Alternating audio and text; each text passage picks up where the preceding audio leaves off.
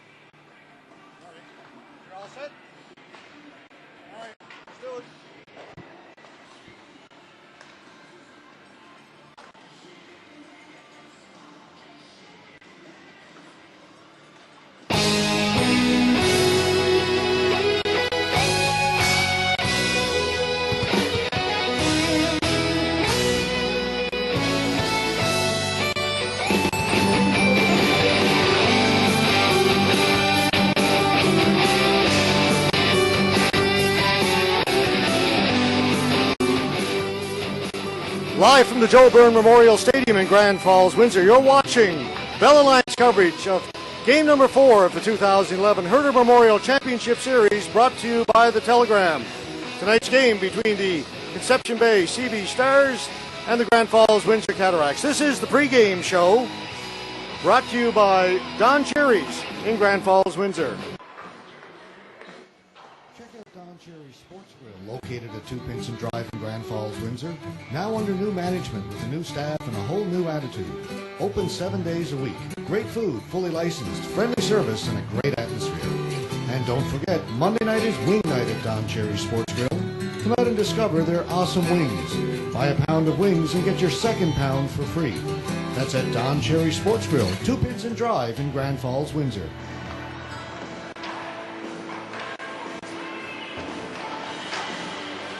Good evening, everyone, from the Bell Alliance broadcast booth at the Joe Byrne Memorial Stadium. George Scott here along with the coach, Barry Manuel, getting set for Game 4 between these teams. And Barry, after 2 close games in St. John's, one both by the Cataracts, one, though, in double overtime, the other by 1 goal. Bit of a blowout last night, kind of came out of nowhere. I don't think anybody expected an 8-2 game last night for the Cataracts to really take control of this series. A very surprising game last night, George. I think everybody was expecting a tight battle, as you say. The CeeBees needing that victory last night to get themselves back in the series. Now they find themselves down by a count of 3-0, and we'll have to see what this CeeBees team is made of tonight. Game last night seemed to be over to me halfway through the first period. The CeeBees really weren't able to recover from those early goals. Got into some penalty trouble, and the rest after that, as they say, is history. Yeah, a bit of a rough start for the CeeBees last night. The first goal by the Cataracts went in off of CeeBee player Scott Brophy. Shot in on goaltender Freddie Diamond by Mike Sibley. Hit Diamond, bounced off Brophy and went in the net. Bit of a tough one to give up. Cataracts then came back with a nice goal by Chad Earl. But then the third one, which really seemed to break the back of the CeeBees. Shot in by the Cataracts around the boards. Diamond came out to play it. Puck took a funny bounce, came out in front. Cody Roach got to it and put it in the net before Diamond could get back in the net, and the CeeBees just were completely deflated after that point, it seemed. Yeah, that second goal by Chad Earl was a power play marker to put the Cataracts up by 2, and it was just 11 seconds later when that unfortunate bounce off the inboards squirted out in front of the CeeBees net, and it was Cody Roach able to jump on that puck. And after that, George mentioned it a couple of times last night, it just seemed to me that the CeeBees came somewhat unglued. They lost their composure. They got into penalty trouble, weren't able to keep their discipline, and really didn't give themselves an opportunity to get back in last night's game. If they're going to want to get back in this series, they're going to have to take it a game at a time, starting with tonight, and they're going to have to make sure that they keep their focus a little better than they did in last night's game. I guess if there's one thing the CeeBees can kind of hang their hat on is the fact that in their final against Mount Pearl in the Avalon East Coast Senior Hockey League, they did win 4 straight games after losing the first 2. So a little bit of history, something there at least they can they can take a look at to give them some hope in this series. Yeah, the word you used to describe the task ahead for the CeeBees is improbable. Not impossible, though. And again, they take this one game at a time. They look to win tonight, force a game 5 tomorrow afternoon here, and they'll worry about that game after this one is finished.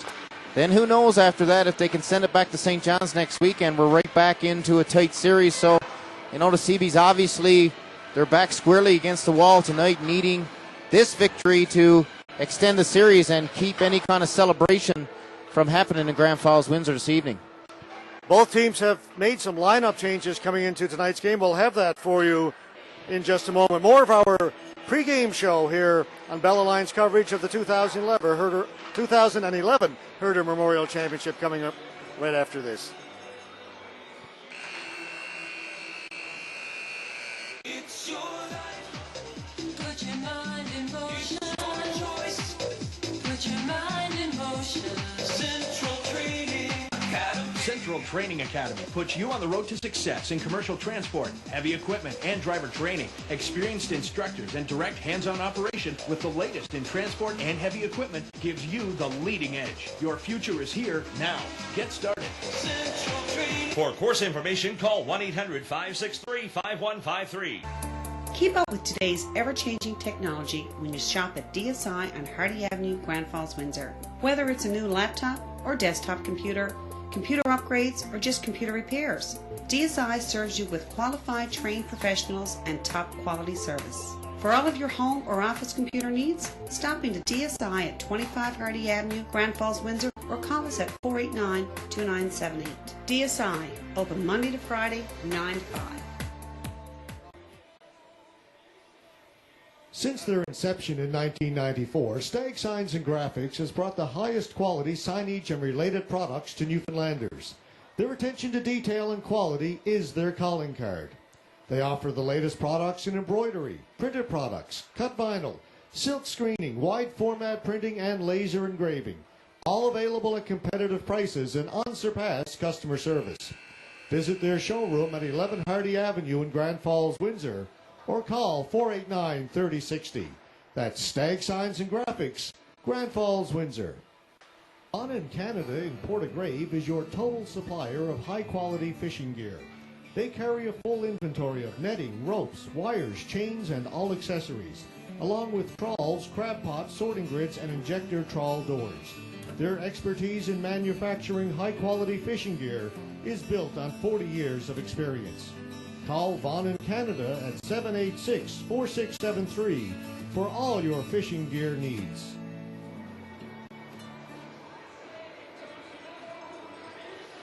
And we're back live again at the Joe Byrne Memorial Stadium, getting ready for Game 4 in this Herder Memorial Championship Series between the East Link Conception Bay CeeBee Stars and the Grand Falls Windsor Cataracts. Cataracts lead the series 3-0, hoping to wrap it up tonight.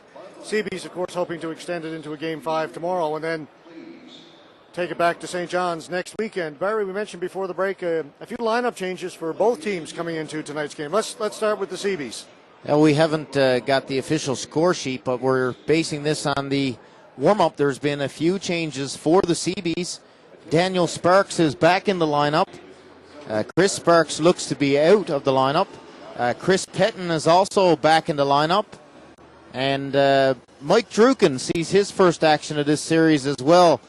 Mike Druken suiting up for his first game of this Herder series. Also out for the CeeBees, Shane Gamberg and Jeff Caron, who played his first game last night on defense and finds himself back out of the lineup again for tonight's game. Okay, and on the Cataract side of the ice, a player who's been injured for the first 3 games of this series, back in the lineup tonight.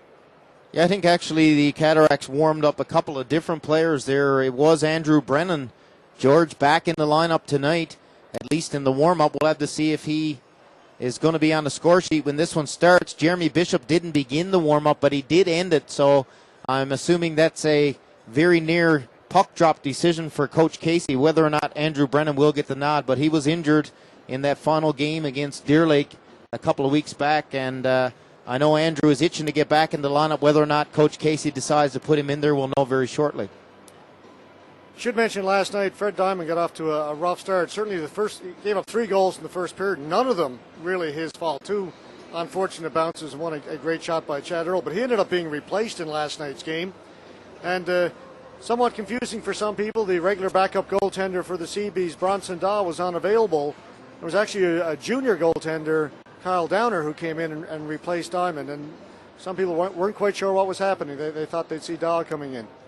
Yeah, Bronson Daw not available this weekend, and the CeeBees were able to get young Kyle Downer, their junior affiliate goalie, to back up the weekend. I'm not sure if Downer expected to see any action as such, but he got in there and did quite well last night, George. The Cataracts really didn't take their foot off the pedal for 60 minutes in last night's game, fired a lot of shots Downer's way, and he made a lot of nice saves. So good job for the young fella in the net in a big stage of the Herder final, and I'm sure he can chalk that one up to some valuable experience looking forward in his hockey career.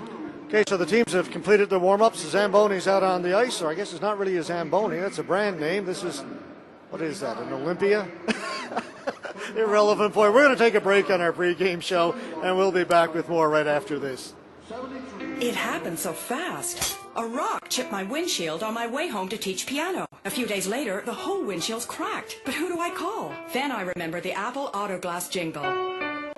So I took it to the friendly folks at Apple Auto Glass. They certainly know what they're doing. From a small chip repair to complete windshield replacement, trust Apple Auto Glass, Canada's local auto glass experts. Apple Auto Glass. Featuring the Novus windshield repair system. Visit Apple Auto Glass, Trans-Canada Highway, Grand Falls, Windsor, 489-7530. Secure your future in a skilled trade by calling 1-888-332-5555. DieTrack Technical Institute Lewisport has classes starting April. Begin your career as a power line technician, electrician, welder, steam fitter, pipe fitter, carpenter, heavy equipment mechanic, or millwright. All programs fully accredited. To apply now or for more information, call DieTrack today, a center of excellence in the skilled trades. DieTrack, 1-888-332-5555. Are you finding the economic crunch difficult to deal with? Are your monthly bills becoming too much to handle? Maybe it's time to take advantage of the low mortgage rates offered by Canada's national mortgage company, Dominion Lending. Consolidate your debts and make your monthly payments more manageable. Contact mortgage consultants today, Barry Parsons and Jeff Parsons, at 489-5200 or drop by 9 High Street, Suite 2, Grand Falls, Windsor. Let them relieve your stress by working for you. Hey, hon, maybe we should combine our home and auto insurance with Steers Insurance. Says right here, combine and save. It'd be easier, too. Yeah, some things just go together. You know, like chips and dip, beer and the game. Your butt and the couch? What? Huh? You say something? I didn't say anything. Combine your home and auto insurance and start saving today. Call Steers Insurance. Oh, and ask how you can collect air miles as well as saving your money.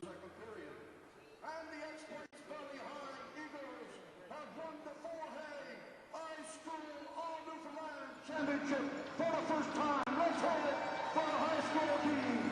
Congratulations to the athletes. We're back live again at the Joe Byrne, getting ready for game number 4. Barry, we're 3 games into this series now. Wondering who has stood out in your mind on both teams, for the Cataracts and for the CeeBees? Well, I guess in terms of players standing out, the easiest choices would be on the Cataracts, George, as they have won all 3 games so far.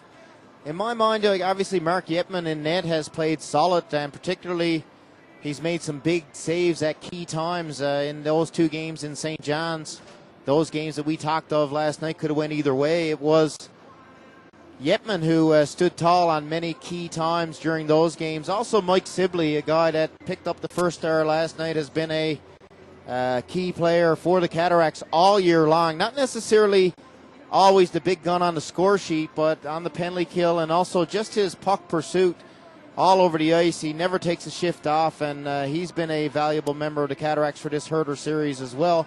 And if I would pick one more player, I think it would be Nick Theriault. We saw last night, I mean, Marty Lapointe always plays well. Nick Theriault, I think, last night really got under the skin of some of the CeeBees players and added to their frustration and took them off their game. So those 3 guys, I think, for the Cataracts, of course, the Cataracts have a very balanced attack, and they've been proving that again in this series, 13 players hitting the score sheet there last night, recording at least 1 goal or 1 assist. For the CeeBees, you know, they need a lot more offense, George, and there are some guys that really haven't showed up a whole lot yet, and I think about Chris Sparks and their captain Matthew Toomey really haven't shown up too much at all in this series. I know Sparks is out of the lineup tonight, not sure if that's a coaching decision or an injury.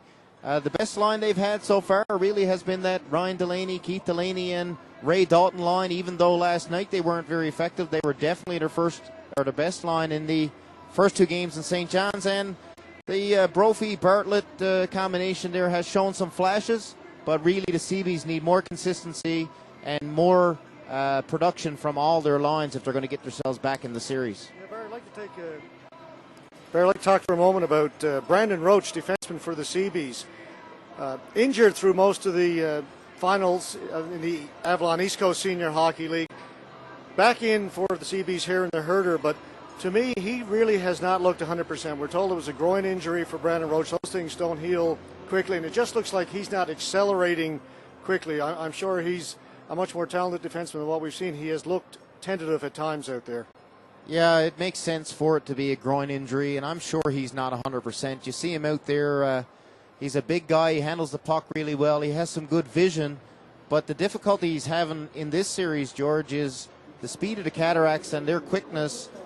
Pressuring him, he's having a little bit of trouble with that, and obviously that would point to the fact that maybe his groin is still not 100%, having a little bit of tough time getting around out there. And also Mike Dyke, a guy who I spoke of early in the series, is known for his physical play. He can really punish you with a hard body check, but we've seen very little of that from Mike Dyke in this series. Again, we think it's a shoulder injury with Mike, and it definitely makes sense because I really haven't seen Mike out there looking to lay some big hits, which is a big part of his game, and I can only assume that that's due to an aggravating shoulder injury.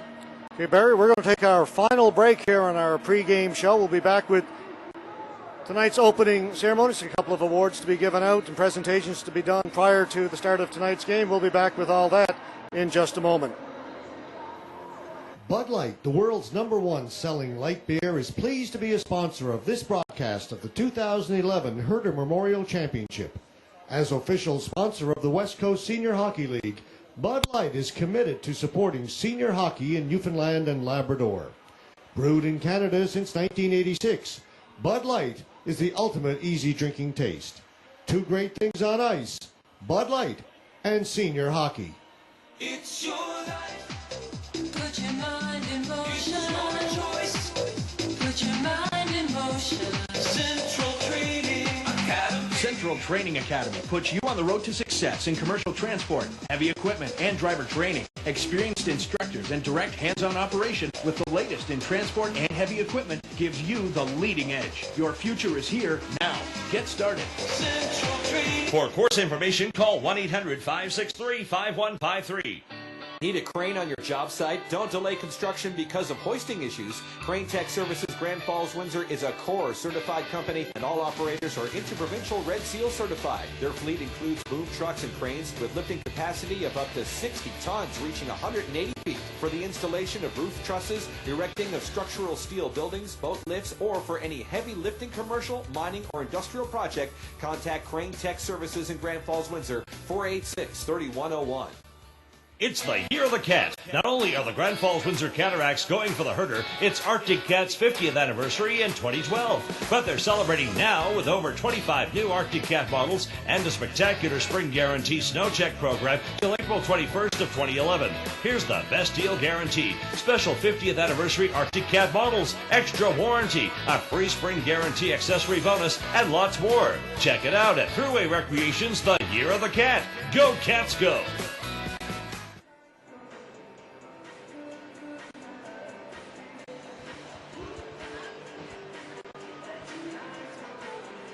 Again, back live at the Joe Byrne, getting ready for the start of the first period. We're going to have a few presentations to do prior to the start of tonight's game. Barry, special day today for the members of the Exploits Valley High Eagles hockey team, winning a big provincial tournament.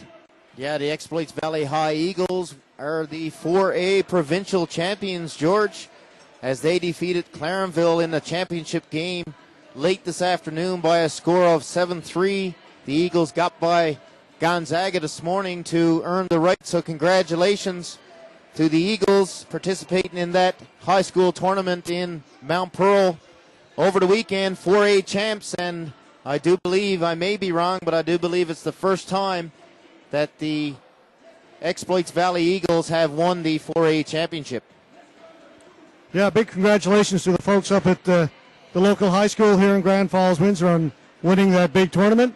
Well, we've got a minute, Barry. We're just waiting for the teams to come out on the ice.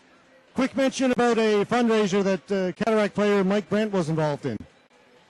Yeah, Mike Brent, anybody who was listening to the audio cast late in the season knew that Mike Brent was undertaking a fundraiser for the young adult cancer survivors, and it was the Shave for the Brave, which Mike took part in.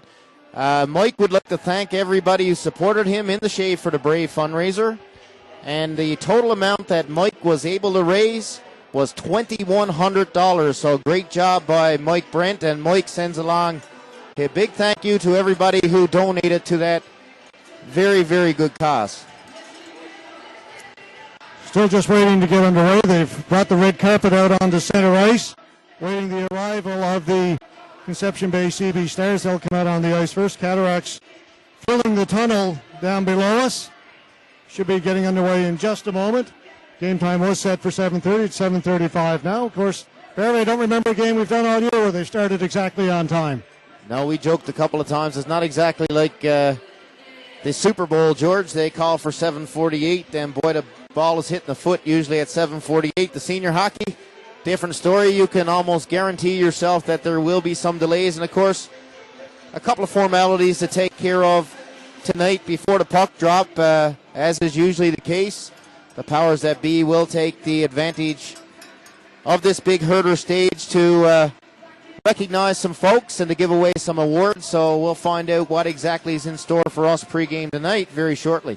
And just to mention that if, and I say if, it's a big if with a full 60 minutes of hockey left to be played, not counting the possibility of overtime, but if the series does end tonight, we will be staying with the festivities here at the Joe Byrne for all the award ceremonies that will take place at the end of the series. And of course, it doesn't end tonight. Just to let you know that whenever it does end, we'll be sticking around for the presentation of the various awards that will happen at the end of this series. Still just waiting on the CeeBees to make their way out of their dressing room. Things delayed just a little bit here at the Joe Byrne this evening. I'm expecting a fair bit of jump out of this CeeBees team tonight, George. You know I said that last night as well. I think the CeeBees faithful were probably a bit disappointed with the effort their team put forth tonight, but as everybody knows, the CeeBees are a much better team than we've seen so far this weekend, and I'd expect to see them show some guts this evening and come up with a strong effort in this big game 4.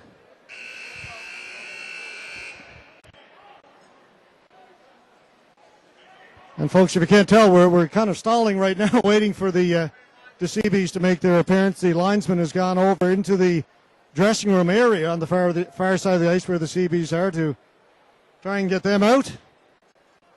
I'm down at ice level right now. I've got the Cataracts players to my right in the tunnel. They're look to be chomping at the bit to get going. Everybody's anxious to get started. Big crowd on hand again here at the Joe Byrne.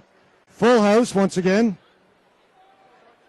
And the fans continue to trickle in from the front entrance there, but you look around, George, and again we see the stampede happening as the time went there tonight. So we're going to get ready here now as the CeeBees coaching staff makes it.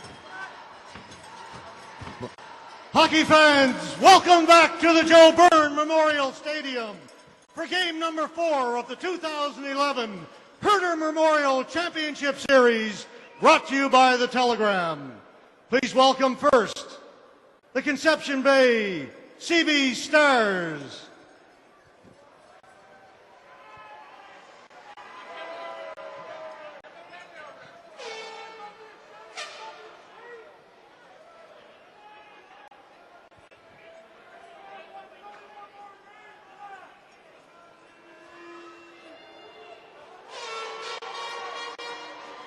And your Grand Final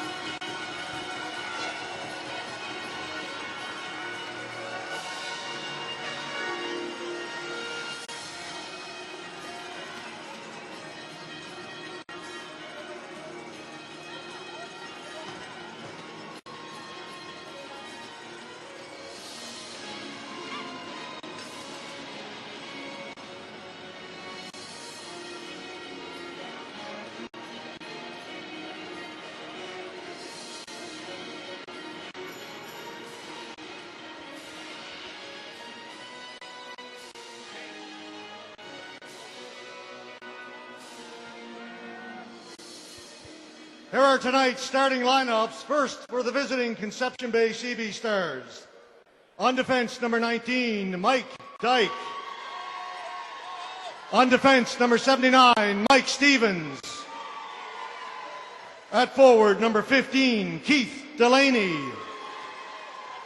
At forward, number 39, Ray Dalton. At forward, number 91, Ryan Delaney. And starting in goal tonight, number 33, Freddie Diamond.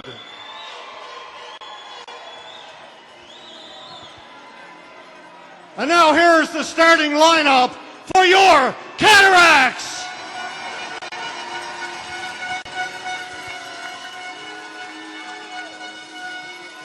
At forward, number 15, Chad Earl. At forward, number 41, Wes Welcher.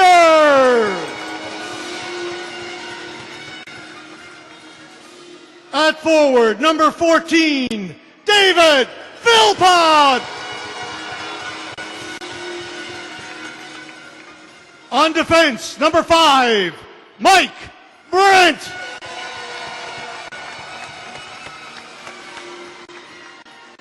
And on defense, numero 55, number 55, Martin Lapointe.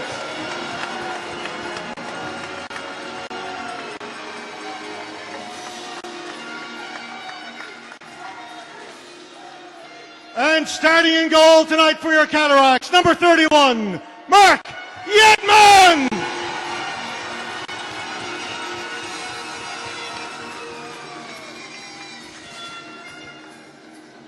Ladies and gentlemen, at this time we would like to welcome to center ice the members of the Cataracts Executive to make a special presentation. Please welcome Trevor Bowers, Benny Farr, Dave Canning, Bob Hedges, Stan Coffin, and Dr. Jared Butler. Other members of the executive not at center ice this evening, Paul Levine and Barry Manuel.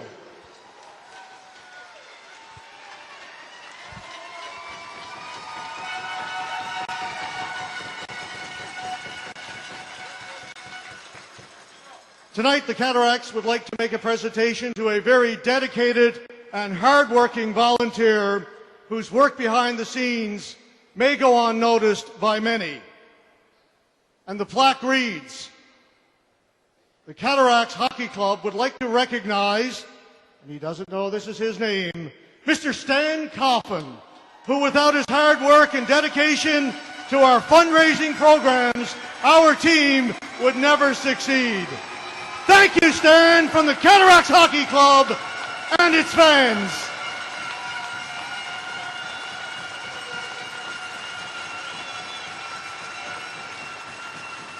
To make the presentation to Stan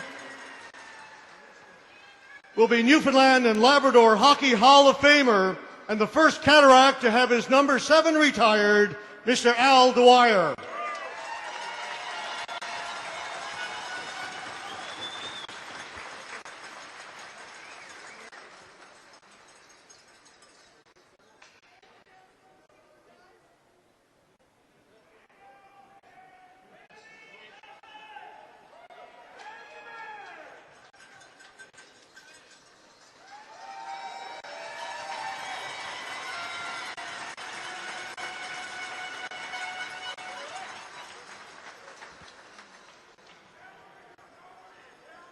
At this time, please welcome to center ice for tonight's ceremonial opening face-off, the last captain of the Cataracts to win a herder, and this year's retiree, Hockey Hall of Famer Gene Faulkner.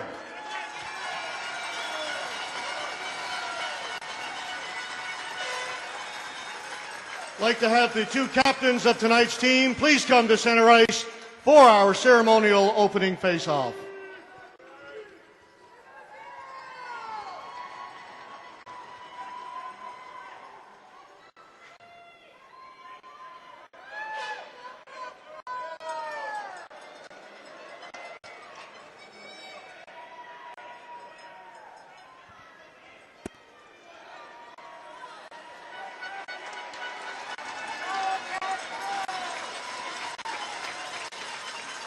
And now, ladies and gentlemen, I'd ask that you all please rise, kindly remove your caps and hats, and join vocalist Miss Taryn Gray in the singing of our national anthem.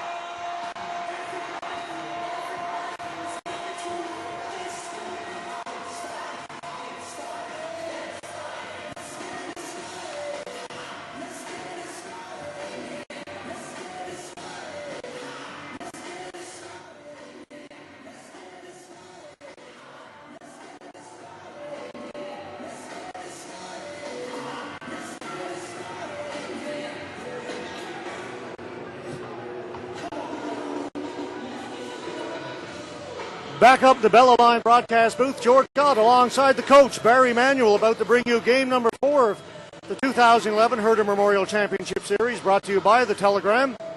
Cataracts leading the series 3-0, hoping to wrap it up tonight. CeeBees want to send it to a Game 5 tomorrow afternoon back here at the Joe. Yeah, it's important for the CeeBees to get off to a good start here this evening. Obviously, wasn't the case in Game 3 yesterday evening. I think it would do the CeeBees a world of good if they can put the first goal on the board for the blue, white, and red here this evening. Just about ready to go now. Wes Welcher at center ice against Keith Delaney. Stevens across to Dyke. Dyke up at center to Delaney. He'll chip it in. Took a bump there at center ice. Shetman out to play it. Kept in by Delaney. Players fight for it in the corner. Ryan Delaney gets it back to the point to Dyke. He goes cross ice to Stevens. Stevens with a shot. That went high over the top of the net. Ryan Delaney holds it in. Pass back to Dyke. Early pressure by the CeeBees. Stevens shot knocked down by LaPointe. It's the pass ahead to Earl. Earl mishandled it at center ice. Just had to clear it in. Stevens gives it to Dyke. Up at the blue line for Ryan Delaney. Gets past him. Earl plays it back to Hounsell. Gives it to Terrio. Terrio will give away to Keith Delaney, but he can't move on it. Those players bump up against the boards. Puck goes behind the Cataract net, and Sam Hounsell will take it for the Cats. Pass up ahead for Cody Roach. He's checked by Sparks. Goes back to Terrio. Terrio off the glass out to center ice. Puck at center. Hounsell gets it ahead to Sibley.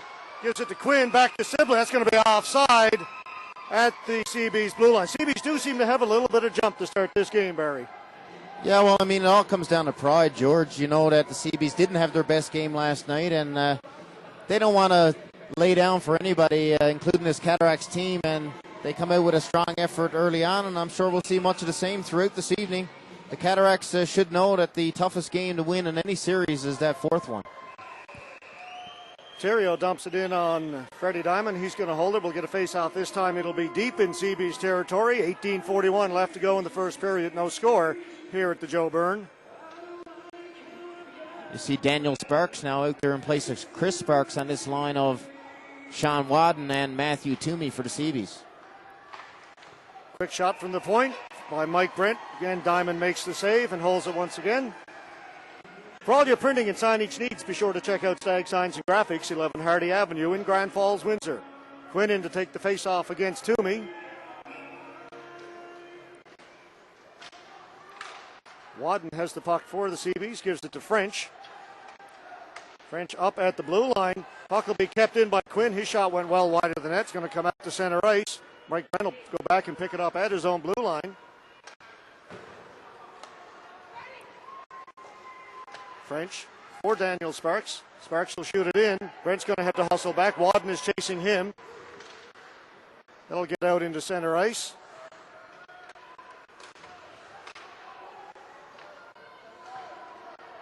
Hoff with a little bit of room. Slap shot from outside. Diamond had to be careful with that. And that's the kind of shot we've seen Greg Hoff make from well outside, but still trouble for the goaltender. A lot of these players, including Greg Hoff, can really fire that puck, George. And even though back by center, it's one that Freddie Diamond had to be a little careful with there, was able to snag it with the glove and hold on. Face-off now will be back down in the CB zone once again. It'll be Whitehead against Brophy. Parsons will take it back behind his own net, goes hard off the glass, gets the puck out to center, knocked down by a high stick, and we'll get another face-off. A little bit of a slow start to this first period. Few whistles. Dare I say no penalties as of yet. Last night, of course, a lot of penalties called. Has a tendency to take the flow out of a hockey game, and like to see the referees, if at all possible, let these guys battle as much as they can tonight without sending too many guys to the sin bin. Brandon Roach passed through center ice. That's intercepted. Nicholas gives it to Whitehead. Whitehead's got a chance. Snapshot. Nice block by Parsons. Got a penalty coming up to the Cataracts as Freddie Diamond was knocked into the net. It's going to be Brandon Nicholas. Brandon Nicholas bearing down on Fred Diamond. They're looking for a rebound. It was a late call by the official, George, but Nicholas did, I think, get a piece of Diamond originally. Diamond looked like he was going to stay on his feet. Nicholas continued around the net, ended up losing his balance, Diamond that is, and fell into his net area, and then the referee's arm went up. So just as I mentioned, the penalty situation, we see our first of this evening. Well, Barry, as soon as you mentioned it, you knew it was going to happen, right? It'll be just the the way it CeeBees. is. That's the way it goes, Jess. The CeeBees getting the opportunity first on power play, and we'll see Keith Delaney, Ryan Delaney, and Ray Dalton up front. Matthew French and Brandon Roach on the back end for the CeeBees. Matt Quinn, Mike Sibley up front for the Cataracts. Sam Hounsell and Nick Theriault killing this penalty on the back end. CeeBees will start the power play from deep in their own end. French gives it to Roach. Up ahead to Dalton. Dalton will get it in over the blue line. He's checked immediately, and Quinn almost got away, but couldn't get the puck over the blue line. Ryan Delaney keeps it in. Back towards the point. Delaney's in the slot. Checked by Quinn, and Theriault will get his stick on it and backhand it down the ice. French will start things off for the CeeBees. Gets it up ahead to Ryan Delaney. Delaney is checked by Whitehead, and Roach has to go back behind his own net to start it up again for the CeeBees. Minute 19 left to go in the power play. Dalton at center. Gets it into Keith Delaney. Delaney will backhand it in deep. Puck goes into the far corner. Roach is over there to pick it up for the CeeBees. He's checked by Welcher. Comes back to the point. Ryan Delaney, he shoots it. That deflected off somebody in front, went off the glass, played into the near corner now for Keith Delaney. Back to French. He goes back behind the net for Dalton, a little too far for him. Puck hit something in the corner and came right on Marty LaPointe's stick, and he is able to get it just as far as center, but the CeeBees bring it in. Now it's intercepted. It's Mike Brent. Brent shorthanded his shot. Nice save by Fred Diamond. Once again, Barry, we see the Cataracts being aggressive on the penalty kill. Roach's pass missed everybody. Comes into the Cataracts, and Welch goes back, plays it in front, and Sibley gets to it. Can't get it out, though. Cataracts with a chance to clear it. Don't. Comes across for Toomey. He couldn't get a shot away. Now they'll shoot it down the ice. A couple of times on this penalty kill, Cataracts had the puck on their stick, had a chance to get it out of the zone, and were a little too fancy with it. Just 2 seconds left to go in the power play. Theriault knocks it down. Puck cleared out to center ice. Nicholas out of the penalty box. He's going to chase after. It's going to be offside. against Brandon Nicholas. So Brandon the face-off will Nicholas come outside the blue line. Sorry, Barry. It's okay. Brandon Nicholas trying to get that puck and break in alone on Fred Diamond, just a little ahead of the puck as he crossed over the blue line. The linesman right on top of that call. The CeeBees managing just one shot on that power play. Both teams now make changes. I see Mike Druken out there for the CeeBees with his first action tonight. Stevens behind the net, watched by Whalen.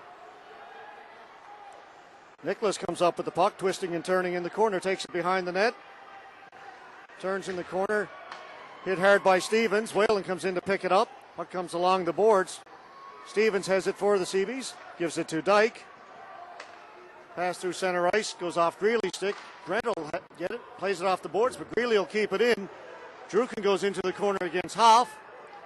Brent has it for the Cataracts. He'll just bank it off the boards out as far as center ice. Mike Dyke to Druken. Greeley clears it in. Welcher will take it back behind his own net, set things up for the Cataracts. We're playing 5 skaters aside right now. The puck is loose at center ice. French back at his own blue line. Picked off by Hoff. Hoff gets to the blue line. He'll shoot it in. Kept in by Philpott. Philpott out in front for Welcher. That misfired, and Crosby's away for the CeeBees. Gives it to French.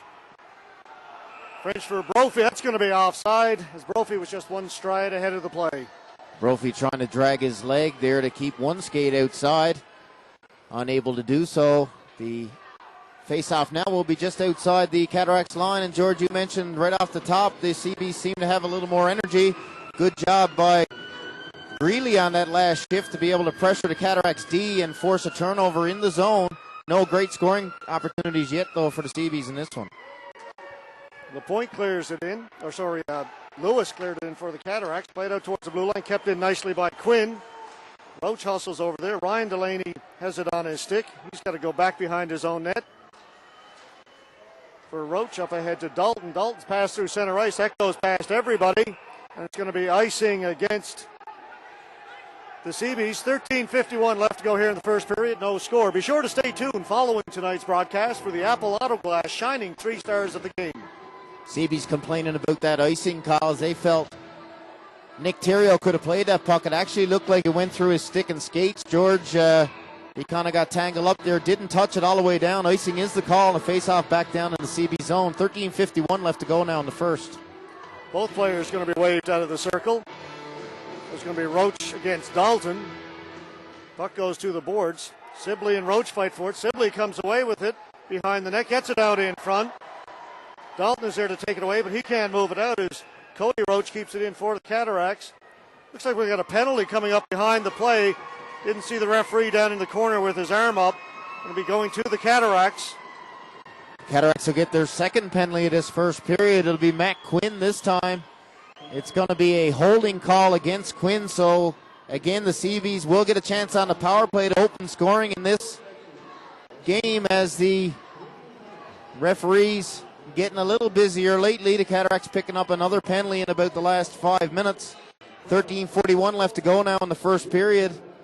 Once again for the CeeBees on this power play up front, we'll see Ryan Delaney, Keith Delaney, and Ray Dalton.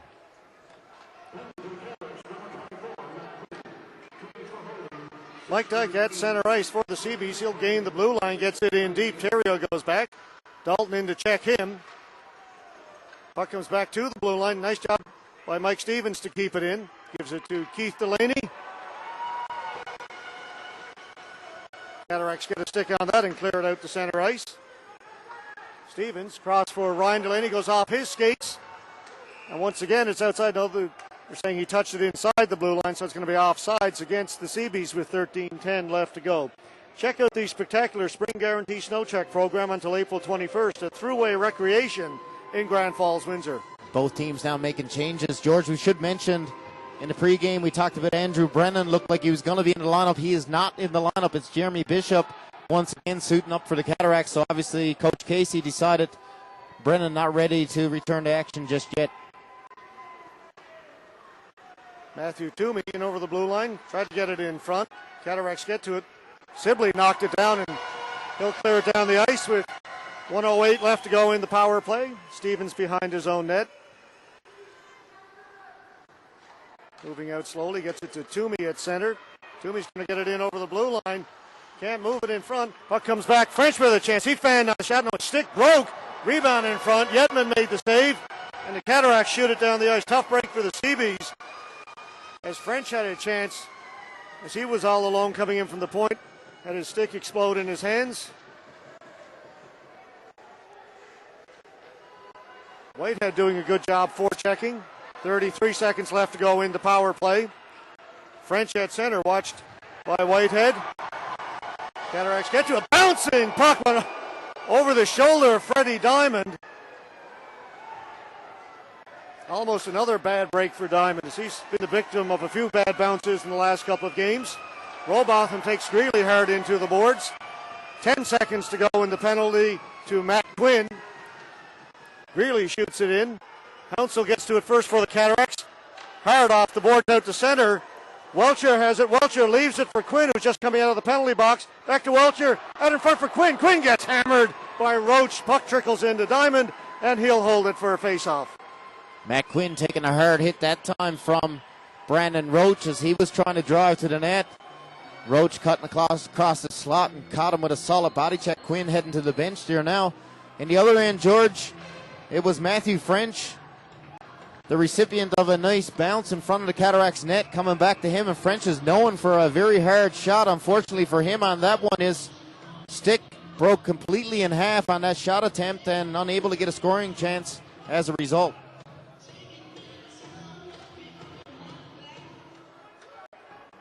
Fisher plays it up to the blue line to Crosby. Crosby has it knocked off his stick. Philpott couldn't touch it. He had to clear the zone. Cataracts break that play up. It's Welcher. Welcher's got a chance. Got a glove pass.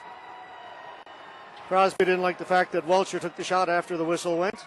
Very close there. The whistle went. It was a glove pass. Knocked down. CeeBees, you know, Crosby going to have to be careful there. You want to be... Don't want to take any penalties. Crosby should know that as well as anybody, as last night he took a 2-minute cross-checking penalty that led to 2 10-minute misconducts and a game misconduct. So the CeeBees do not want any those kind of penalties in this big game tonight. Hounsell to Theriault. Theriault just flip it through center ice. Parsons against the checking of Philpott, and Earl goes down, but manages to get the puck up to center. Brophy brings it in against Hounsell. Puck is cleared up towards the blue line. Kept in, though. It's Crosby. A pass to no one in particular is picked off by Theriault. Theriault off the boards, up ahead for Earl. Earl can't get it in over the blue line. Now it's brought in. It's Philpott. He's knocked off the puck by Crosby. Parsons gets to center and shoots it in. Yetman out to play it. He's checked. Bartlett comes away with the puck in the corner. Gets it back to the point where Mike Sibley will take it for the Cataracts. Sibley tried to clear it in and hit somebody looked like at the bench, and it is. We'll get a whistle now, and the face-off will take place in the center ice area. 10:27 left to go now in the first period. Still no score. Central Trading Academy puts you on the road to success. Call 1-800-563-5153 for more information on courses and enrollment. Again, both teams make changes. We'll see the respective fourth lines match up against each other on this shift as the face-off's just outside the Cataracts line. CeeBees cleared in deep. Yetman had to be careful as, again, the puck took a funny bounce off the end boards. Kept in by the CeeBees. Lapointe will go back now to pick it up. Martin Lapointe with a bit of skating room. Gets up over the blue line. Nice pass on the right side. Shot in on front. Diamond kicks that away. Playing behind the CeeBees net. Mike Stevens twisting and turning. Wheeling in to check him. Played up ahead to Pettin. He takes a bump from Robotham. Robotham goes down. Pettin plays it behind the net for Stevens. Plays it up to the boards to Druken, and Druken just bangs it off the boards to get it down the ice. Martin Lapointe will go back and pick it up. Both teams making changes. Lapointe for Hoff. Cross-ice pass just a little too far for Sibley. It's going to go in over the goal line, and that's going to be icing against the Cataracts. For all your high-quality fishing gear, visit Vaughan in Canada in Portagrave. Built on over 40 years of manufacturing experience. Call 786-4673. Greg Hoff spotting Mike Sibley driving on the wide side there, just missed him with the pass, went all the way down the ice. Icing the call back down in the Cataract zone now with 9:32 left to go in the first, still scoreless.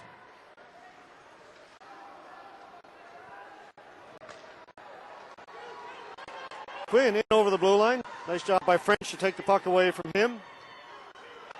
Clear to an open wing. Brent back in his own end to pick it up. Gives it to Hounsell. Hounsell up ahead for Cody Roach. Roach will bring it into CeeBees territory. His shot goes down. Fisher sticking up into the meshing. The face-off will take place down to our left to the right of goaltender Fred Diamond. Not a whole lot of shots in this period so far. George, shot clock reading Cataracts 4, CeeBees 1, so over halfway through. First period of play, just 5 shots on net, and that's an indication that this game is a little more tight checking than what we saw last night's game as a face-off now down in the CeeBees zone. Back to the point for Hounsell. French picks that off. Nice pass up ahead for Sparks. Sparks has to hustle, go get it. He's got Wadden out in front, couldn't get it to him. Plays it around back to the point for French. French wrist shot. Rebound came out in front. Wadden couldn't get a stick on it. Now he gets it back. He shoots. Great save by Yetman. Puck back to the point. Whitehead tried to get it ahead for Nicholas. Now it's Whitehead again. Kept in by Gill. Gill inside the blue line. Wrist shot. Diamond makes the save. Now things open up just a little bit. Some fancy footwork there by Andre Gill to be able to stay on his skates as he put a harmless shot in on Fred Diamond, easily gloved. I see the referee making his way to the penalty box, and again it's going to be the Cataracts this time. No, sorry, this time it's going to be the CeeBees. Matthew French picking up a cross-checking call, so that for the first time in this one, the Cataracts will go to the power play to try their luck at opening up scoring. In the other end, George, the CeeBees' best scoring opportunity as Daniel Sparks deflected a point shot, and Sean Wadden just unable to get a handle on that puck to the side of the net, very nearly being able to put it by Mark Yetman. Okay, Cataracts now on the power play. Have the puck in the CeeBees end. Can't get control of it, however. That'll allow Brophy to get to the loose puck, and he'll clear it down the ice. LaPointe will have to go back in his own end to pick it up for the Cataracts.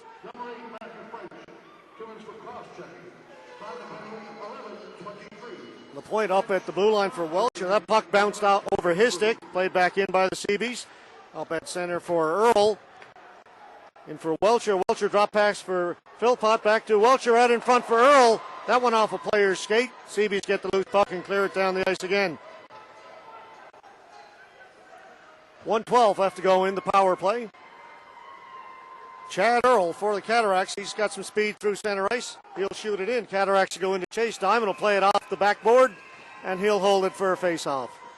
Now is the time to take advantage of low mortgage rates offered by Dominion Lending. Contact mortgage consultants Barry or Jeff Parsons at 489-5200. Freddie Diamond being careful on that one. The Joe Byrne boards, not only unpredictable, but very lively, much more lively than the mile one boards that we saw last weekend, and that one ricocheted in a hurry. Diamond able to cover up. He wasn't going to take any chances. Held it for a face-off. Hoff gets it in deep. Quinn behind the net. He's checked. Puck is loose in the corner. Players didn't see it for a moment. Stevens gets to it. Came right out in front. Chance for Quinn. Puck is still loose. CeeBees get to it. They'll clear it down the ice. 45 seconds left now in the power play. French serving the 2 minutes for cross-checking. Tyler Whitehead has it taken away from him at center ice by Keith Delaney. Andre Gill follows up on it. Gill's in. He gets a shot. Nice save by Diamond. Gill didn't get a whole lot on that shot. Behind the play, we're going to get a penalty. Got slashing. It's going to be a slashing call. It's going against the CeeBees. It's going to be Keith Delaney is going off. Keith Delaney going off. George didn't see the play myself, but the CeeBees now with 23 seconds left in the original cross-checking call to Matthew French pick up another penalty. It's Keith Delaney, so the Cataracts will have a very short 5-on-3 man advantage as the face-off now will be at center ice. Wes Welcher against Scott Brophy. Call is 2 minutes as a slash by Keith Delaney on Cataracts defenseman Sam Hounsell. I notice Hounsell headed directly to the dressing room. Philpott for the Cataracts along the boards. Checked by Brophy. Puck comes back to Theriault. Theriault's pass a little bit too hard for Earl. Earl corrals it. He gets a shot from a sharp angle. Diamond got a piece of that, cleared back to Martin Lapointe. Lapointe at the blue line. Gives it for Welcher. Welcher shot deflected in front. Fisher gets to the rebound. He'll clear it down the ice. The one-man advantage now for the Cataracts, 5-on-4, as French's penalty has expired. Earl in over the blue line, gives it to Philpott. Tried to give it back to Earl, a little bit too far. Earl plays it back into the corner for Philpott. Philpott trying to get it out in front. Stevens takes the puck from him, and he'll clear it out to center ice where Lapointe will come up with it. Lapointe for Earl. Earl will backhand it in, bouncing puck. Once again, Diamond's got to be careful as Welcher's coming in on him, and he'll hold it. We'll get a face-off with 5:53 left to go in the first period. Still waiting for our first goal. Yeah, 5:53 left to go. 53 seconds left to go, and the slashing call to Keith Delaney. So far, so good on the penalty kill by both teams, as despite the number of penalties here in the first period, still a scoreless game. Hoff's backhand hit the linesman. Cody Roach comes up from a sharp angle. That shot went well wide. Whitehead has to hustle up to keep it in for the Cataracts. Plays it into the corner. Sibley turning in the corner away from Mike Stevens. Sibley is hammered, and there's going to be another penalty coming up to the CeeBees as Mike Sibley was taken in hard. Whitehead shot flutters over the top of the net. It's Sibley comes back to Whitehead. Whitehead shot deflected in front. Puck lies loose. Diamond gets a glove on it. Knocked down by a high stick, the referee says. That's why the whistle went. And now we're going to get another penalty to the CeeBees. A string of penalties by the CeeBees as Mike Sibley along the boards there with the puck, and Mike Stevens hitting him hard into the boards, and it is going to be a boarding call. So again, the Cataracts will enjoy a very short 5-on-3 before going back to a full power play. 5:17 left to go in the first period, and the CeeBees now with a few penalties in succession. So far been able to dodge everything coming their way, but there's only so many of these that any team is going to be able to sustain. Theriault, he'll bring it in over the blue line, stops up there. Nick Theriault holding it, gives it to Lapointe. Lapointe fanned on his pass attempt. That gets a rise from the CeeBees fans. Theriault back behind his own net, watched by Ryan Delaney. Pass up ahead for Gill. Gill cross ice, picked off by Delaney. And they'll shoot it down the ice. Lapointe having a little bit of trouble out there as he lost his balance. Theriault hops away from the check. Theriault up at the blue line for Quinn. Quinn has it knocked off his stick by Keith Delaney. He'll come across to Theriault. Theriault at center from well outside, shoots it over the top of the net. Gill will hold it in along the far side, out in front for Quinn. Quinn out. Chance for Nicholas. Nice job by Parsons to block that shot. And Keith Delaney will shoot it down. Under a minute to go in the power play for the Cataracts. Martin Lapointe. Cross for Welcher. One off of him up into the CeeBees bench, and we'll get a face-off in center ice. 4:07 left to go now in the first period. Still no score. Save money today by combining your home and auto insurance. Call Steers Insurance and ask how to collect air miles while saving your money. Good chance that time by the Cataracts as 3 of the 4 penalty killers for the CeeBees converged on Andre Gill, who was by the boards, opened up a lot of space. Brandon Nicholas unable to get it in front of the net. Quick shot goes wide of the net. Puck is cleared down the ice. 36 seconds to go in the power play, for the power play for the Cataracts. Kept in by Whitehead. Whitehead will take it deep in the corner, gets it out in front. Nobody there for the Cats. And Hoff is going to have to go back in his own end to pick it up. 20 seconds now left in the power play. 3.5 to go in the first period. Cataracts a little sloppy at center ice. Bartlett up ahead for Toomey. He can't handle it, and Hoff has it. French for Toomey. Toomey's in over the blue line. Fanned on his shot in. Yedman had a little bit of trouble. Another player's stick broke. That time Yedman will hold it for a face-off. That time it was Toomey, George, who just looking to use the defense as a screen and put a shot in there on Mark Yetman, and looked like the same spot that French's stick broke pretty much evenly in half, and another shot attempt foiled by a broken stick for the CeeBees as they now have successfully killed another penalty. Back to full strength with 3:14 left to go in the first. Crosby's waved out of the circle. Brophy will come in to take it for the CeeBees. Cataracts win it. It's Theriault. It's cross for Sibley. Sibley through center, too far for Roach. Dyke plays it deep in his own end. Stevens back there taken into the boards. Roach working hard. But Brophy comes away with it for the CeeBees. Just chipped it out to center. Sibley gets a stick on it and clears it back in. Diamond will leave it for Mike Dyke. Dyke being checked by Whalen. Plays it around to the far side for Mike Stevens. Stevens up at center ice for Crosby. Knocked off his stick by Theriault. Dyke couldn't control it. Whalen gets into it first for the Cataracts. Mike Dyke gets control of the puck for the CeeBees, and he'll take it behind the net. Cataracts are making a change. Dyke slowly out of his zone, having a little bit of trouble with it. Gets it up as far as center. Andre Gill, CeeBees are making a change. Gill's got some room. Nice save by Diamond. Rebound comes out in front. Diamond dives on top of it. Andre Gill with a great scoring opportunity as the CeeBees were getting caught on a line change. Gill fed. Going up the middle, went in on the short side, looked to try to beat Diamond on the short side, just missed the net. Puck bounced back out in front, and Diamond able to jump on that one and smother it for the faceoff. Whitehead wins the faceoff back to Huff. Tipped in front by Whitehead. Nice save by Diamond. Out in front. Nicholas turned around. Rebound. Another save by Diamond. Cataracts with their best scoring chance. Freddie Diamond equal to the task. Whitehead with a chance out in front. Puck is still loose. Still fighting for it. Nicholas! Brandon Nicholas came up with a loose puck and put it in.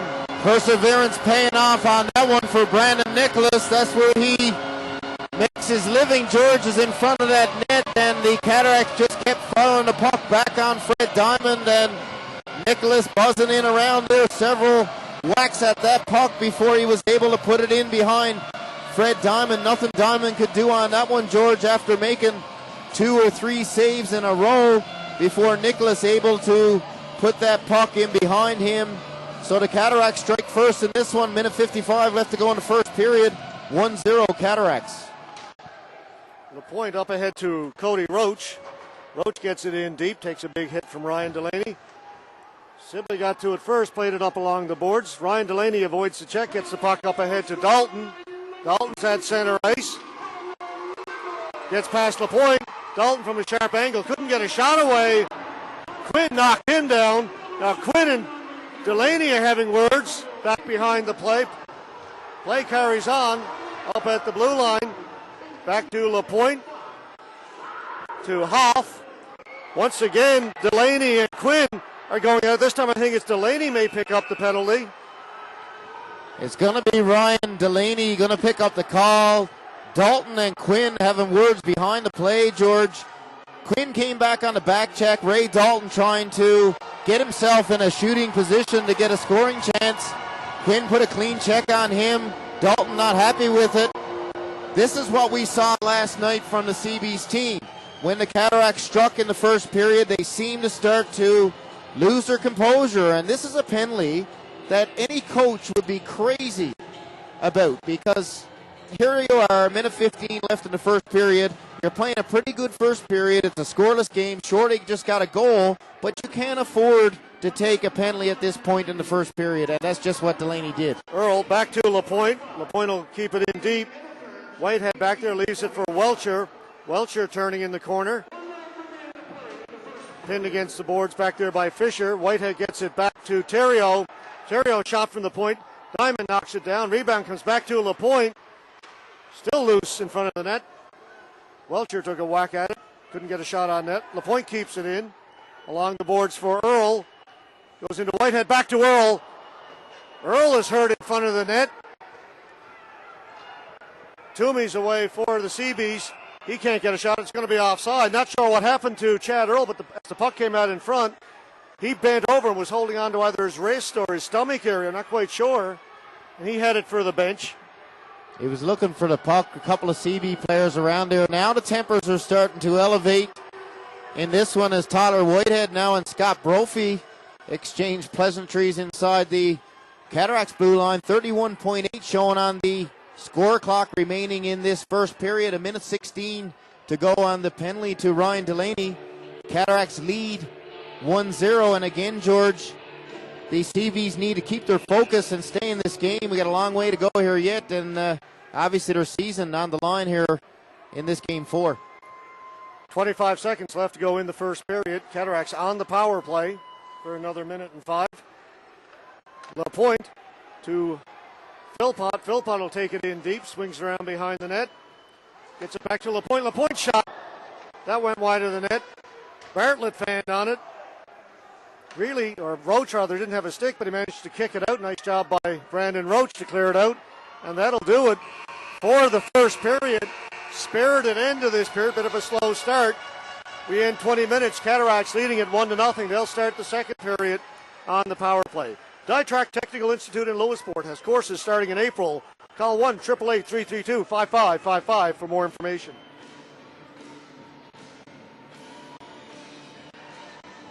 Yeah, the Cataracts able to strike late in that first period, George, to take a 1-0 lead.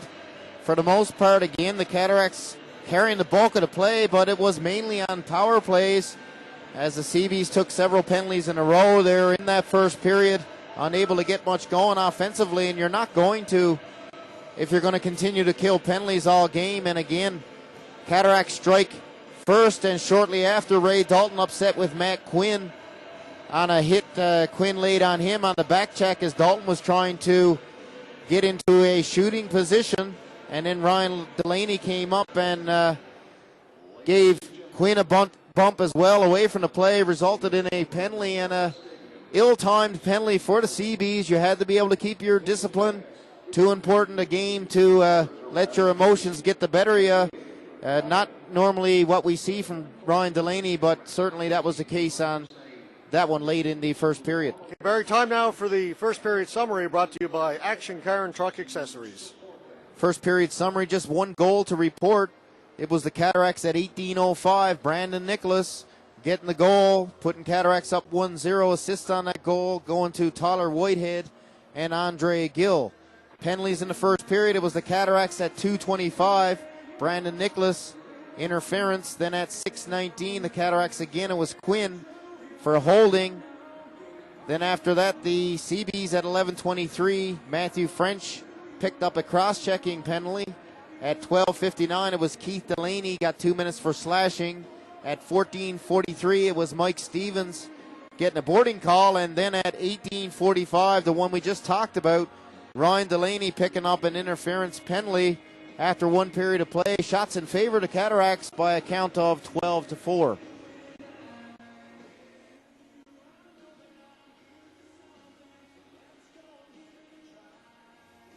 Bud Light, the world's...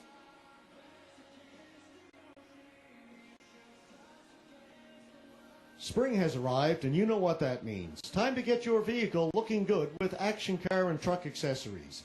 Add performance and style to your vehicle with Action. They can also help you save at the pumps with a number of fuel-saving accessories.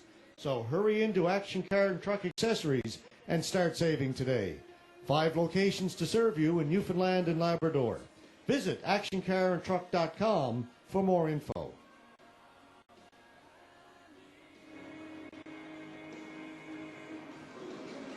Again, we're back live at the Joe Byrne after 20 minutes. Cataracts lead game 4 by a score of 1-0. And Barry, I mentioned right at the end of the period, a bit of a slow start to the period.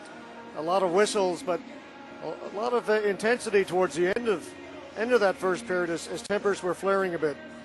Well, things seemed to pick up a little bit on the intensity meter after the Cataracts got on the board for the last 2 minutes. The CeeBees, however, down 1-0, down 3-0 in the series, a must-win for them tonight.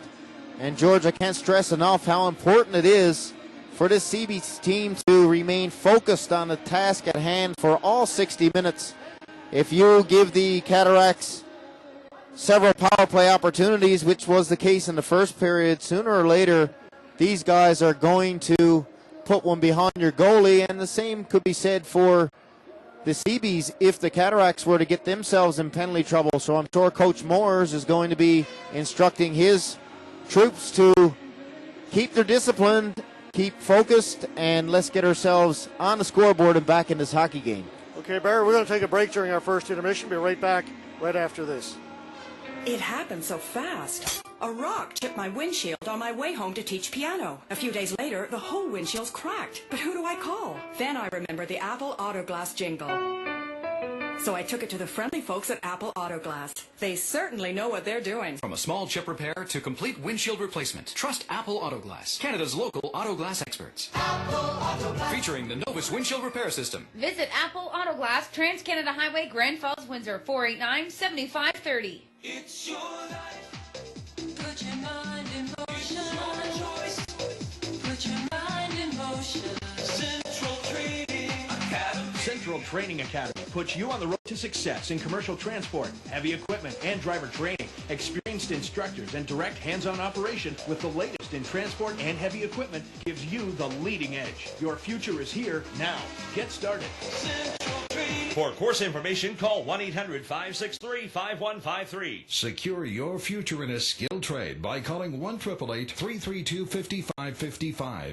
DieTrack Technical Institute Lewisport has classes starting April. Begin your career as a power line technician, electrician, welder, steam fitter, pipe fitter, carpenter, heavy equipment mechanic, or millwright. All programs fully accredited. To apply now or for more information, call DieTrack today, a center of excellence in the skilled trades. DieTrack 1-888-332-5555.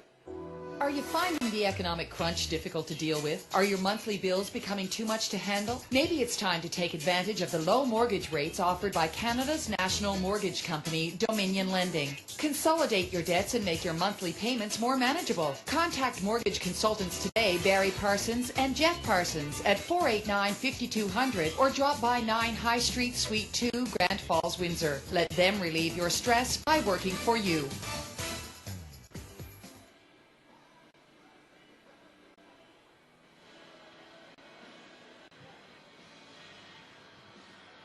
Back live at the Joe Byrne Memorial Stadium, where after one period of play, it's the Grand Falls Windsor Cataracts leading the Conception Bay CeeBees by a count of 1-0. Of course, the Cataracts up in the series by a count of 3-0, so a must-win situation for the CeeBees here tonight at the Joe Byrne Arena.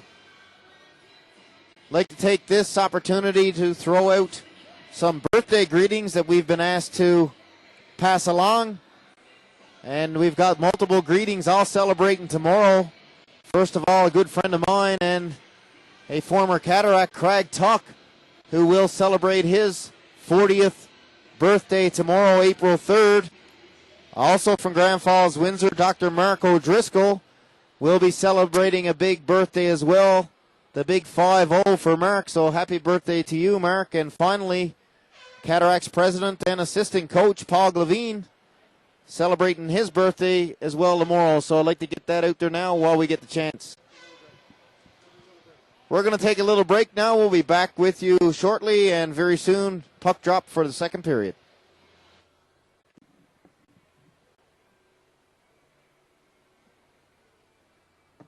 It's your life. Put your mind in. It's your life. Put your mind in motion. It's your choice. Put your mind in motion. Central Training Academy. Central Training Academy puts you on the road to success in commercial transport, heavy equipment, and driver training. Experienced instructors and direct hands-on operation with the latest in transport and heavy equipment gives you the leading edge. Your future is here now. Get started. Central Training. For course information, call 1-800-563-5153. Need a crane on your job site? Don't delay construction because of hoisting issues. Crane Tech Services Grand Falls, Windsor is a core certified company, and all operators are interprovincial Red Seal certified. Their fleet includes boom trucks and cranes with lifting capacity of up to 60 tons, reaching 180 feet. For the installation of roof trusses, erecting of structural steel buildings, boat lifts, or for any heavy lifting commercial, mining, or industrial project, contact Crane Tech Services in Grand Falls, Windsor, 486-3101. Lucky, who's a good boy? I am a good boy, but I'm still just a puppy. So my two-legged friend needed accident coverage for pets through their Steers home insurance policy. If I have an accident, I'm covered. Lucky, no. But it doesn't cover those accidents. Accident coverage for dogs or cats is just $9.95 per month. Add it to your Steers home insurance policy. Steers Insurance, uncomplicating insurance for the whole family. It's the Year of the Cat. Not only are the Grand Falls Windsor Cataracts going for the herder, it's Arctic Cat's 50th anniversary in 2012. But they're celebrating now with over 25 new Arctic Cat models and a spectacular spring guarantee snow check program till April 21st of 2011. Here's the best deal guaranteed. Special 50th anniversary Arctic Cat models, extra warranty, a free spring guarantee accessory bonus, and lots more. Check it out at Thruway Recreation's The Year of the Cat. Go Cats Go!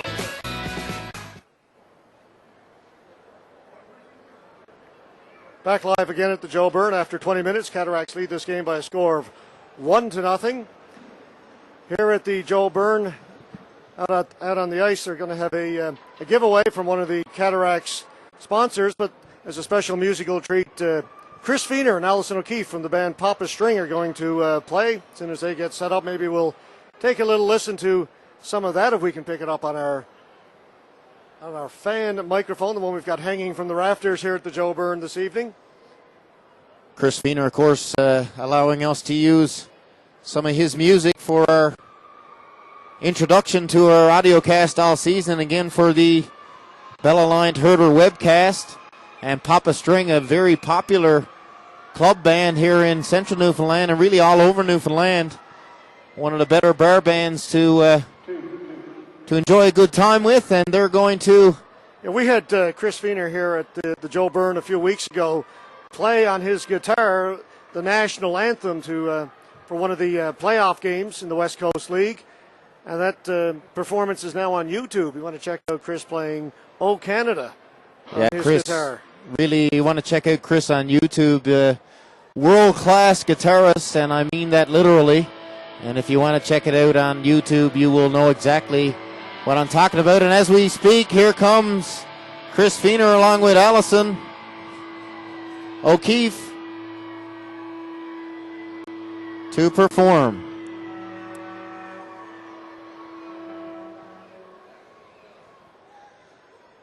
And Chris also plays with a heavy metal band. George toured with them last year. Threat Signal. Threat Signal. So if you want to check them out, by all means.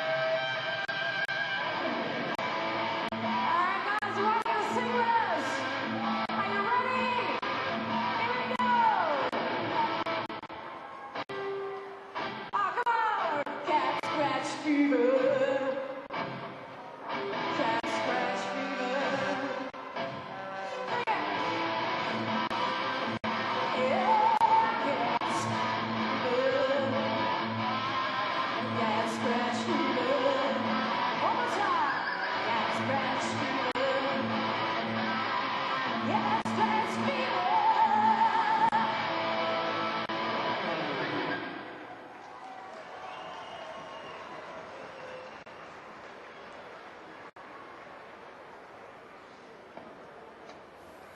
Bud Light, the world's #1 selling light beer, is pleased to be a sponsor of this broadcast of the 2011 Herder Memorial Championship.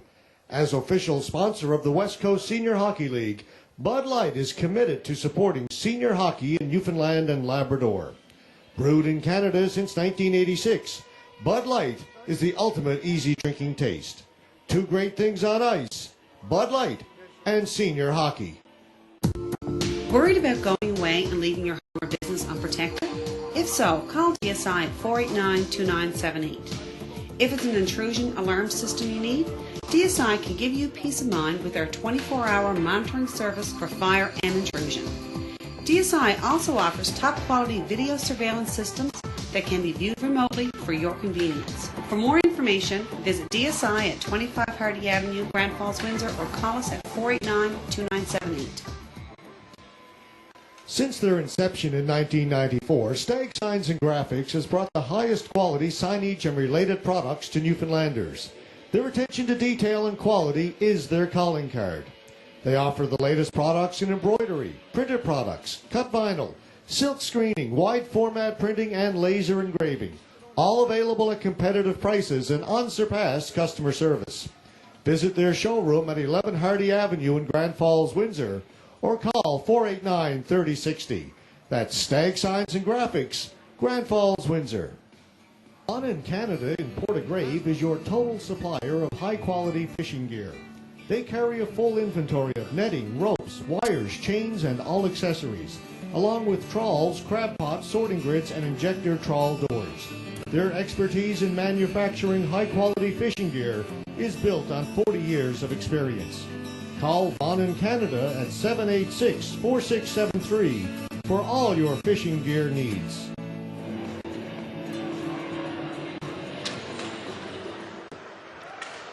Play underway here in the second period. Cataracts on the power play for the next 38 seconds, leading this game by a score of 1-0. Greg Hoff will get it in. Lays it in behind. Not quite sure what happened. Fred Diamond just played it. Just looked like Fred Diamond really wasn't ready, George. I'm not sure if it deflected off the defenseman, who was close on half as he came over the CeeBees blue line, but just 14 seconds into this second period on the power play, it's Greg Hoff putting the Cataracts up by a score of 2-0, so a very tough one to take for the CeeBees. That goal, we'll have to see how the CeeBees respond. Now down 2 in this must-win game 4. Yeah, Hoff just putting a harmless shot on net, and somehow it got past Freddie Diamond. It's Cody Roach. That's going to be offsides against the Cataracts.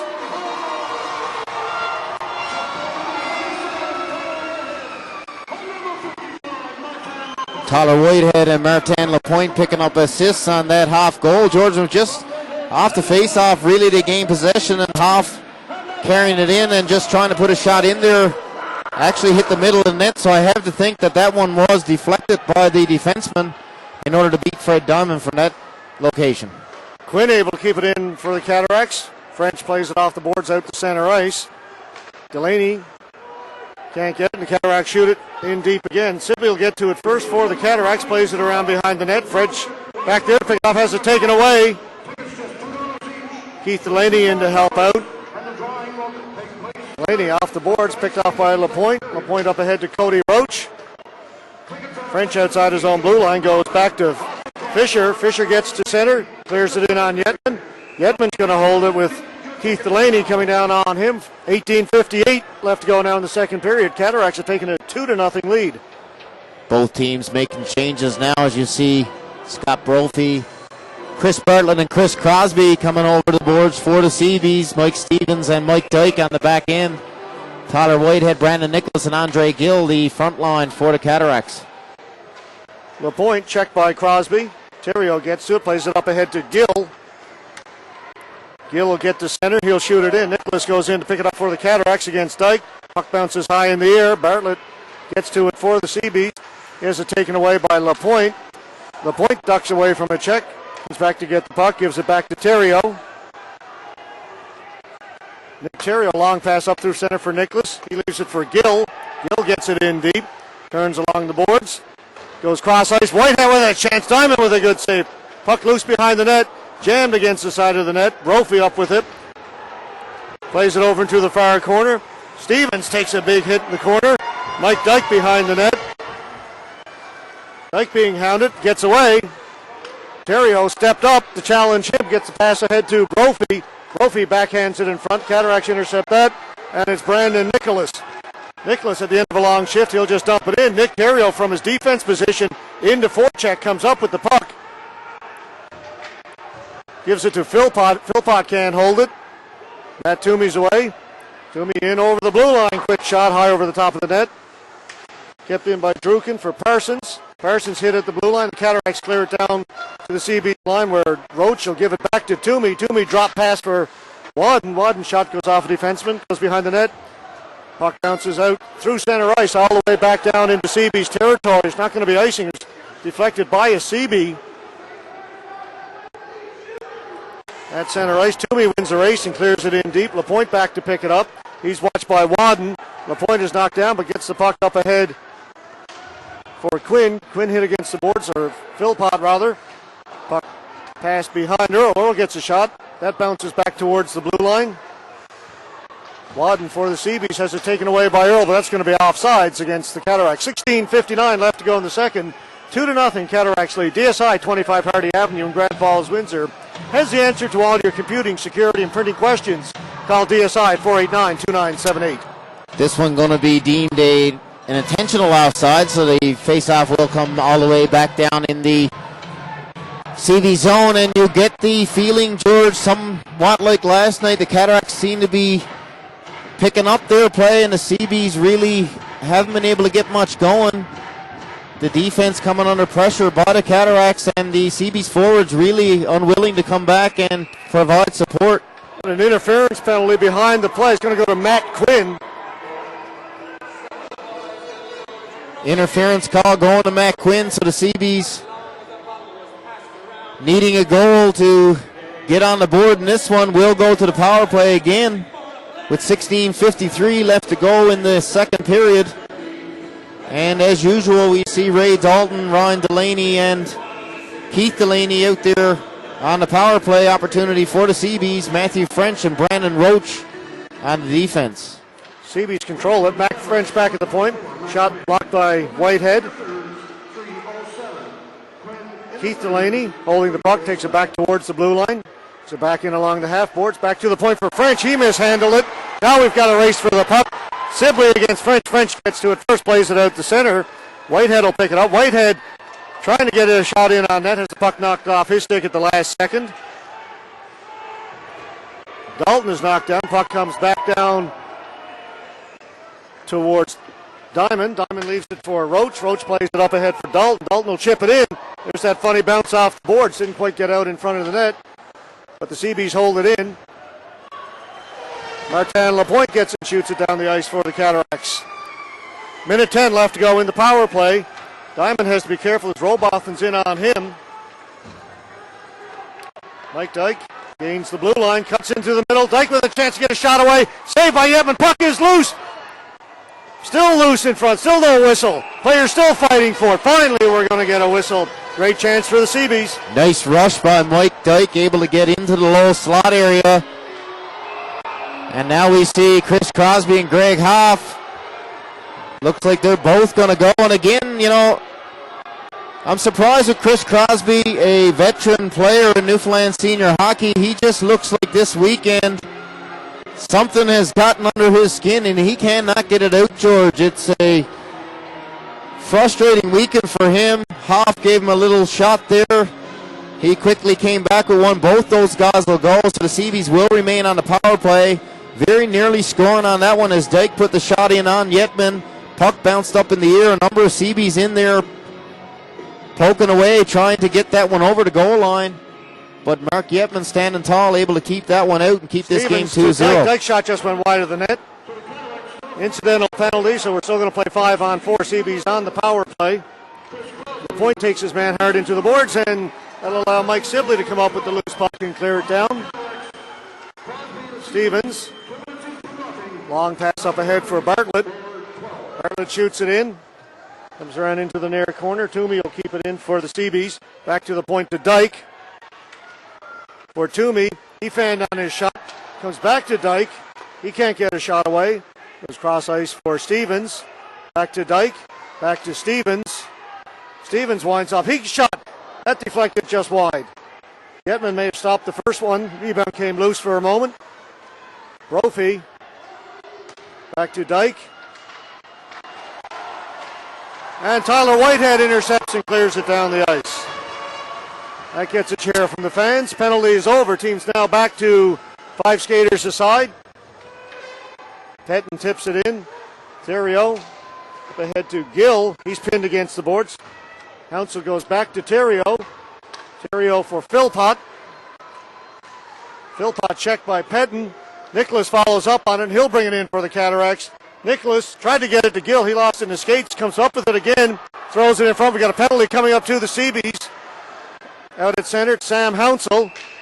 I think it's going to be the Cataracts, George. I think, unless they're both going to go, because Cataracts had the puck, it seemed, for a while with the referee with his arm in the air. Yeah, late whistle there, Okay. but clearly Fred Diamond made his way to the CeeBees bench, or was starting to. It's going to be Brandon Nicholas, the second time in this game that Nicholas will pick up an interference call on goaltender Fred Diamond. We talk about Brandon Nicholas liking to get in there and make things difficult on the opposing goaltender, picking up his second penalty now tonight, of course, also picking up a goal, the first one of the evening for the Cataracts, also by being in there. So that's a big part of Brandon's game, and the CeeBees just coming off a power play will go right back on again.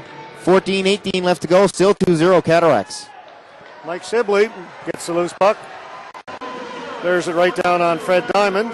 Diamond gives it to Dalton, and now we've got another penalty. It's going to be Matt Quinn for the Cataracts. Dalton in over the blue line. His shot doesn't get through. Now we've got a big collision in the net. Let's see what the referee makes of this. Play is stopped. Well, the original call is going to be a slash on Matt Quinn as he was going in on the forecheck on the penalty kill. And Ray Dalton taking a hack on the arm area. After that, it was Dalton coming back, getting his stick up on Matt Quinn.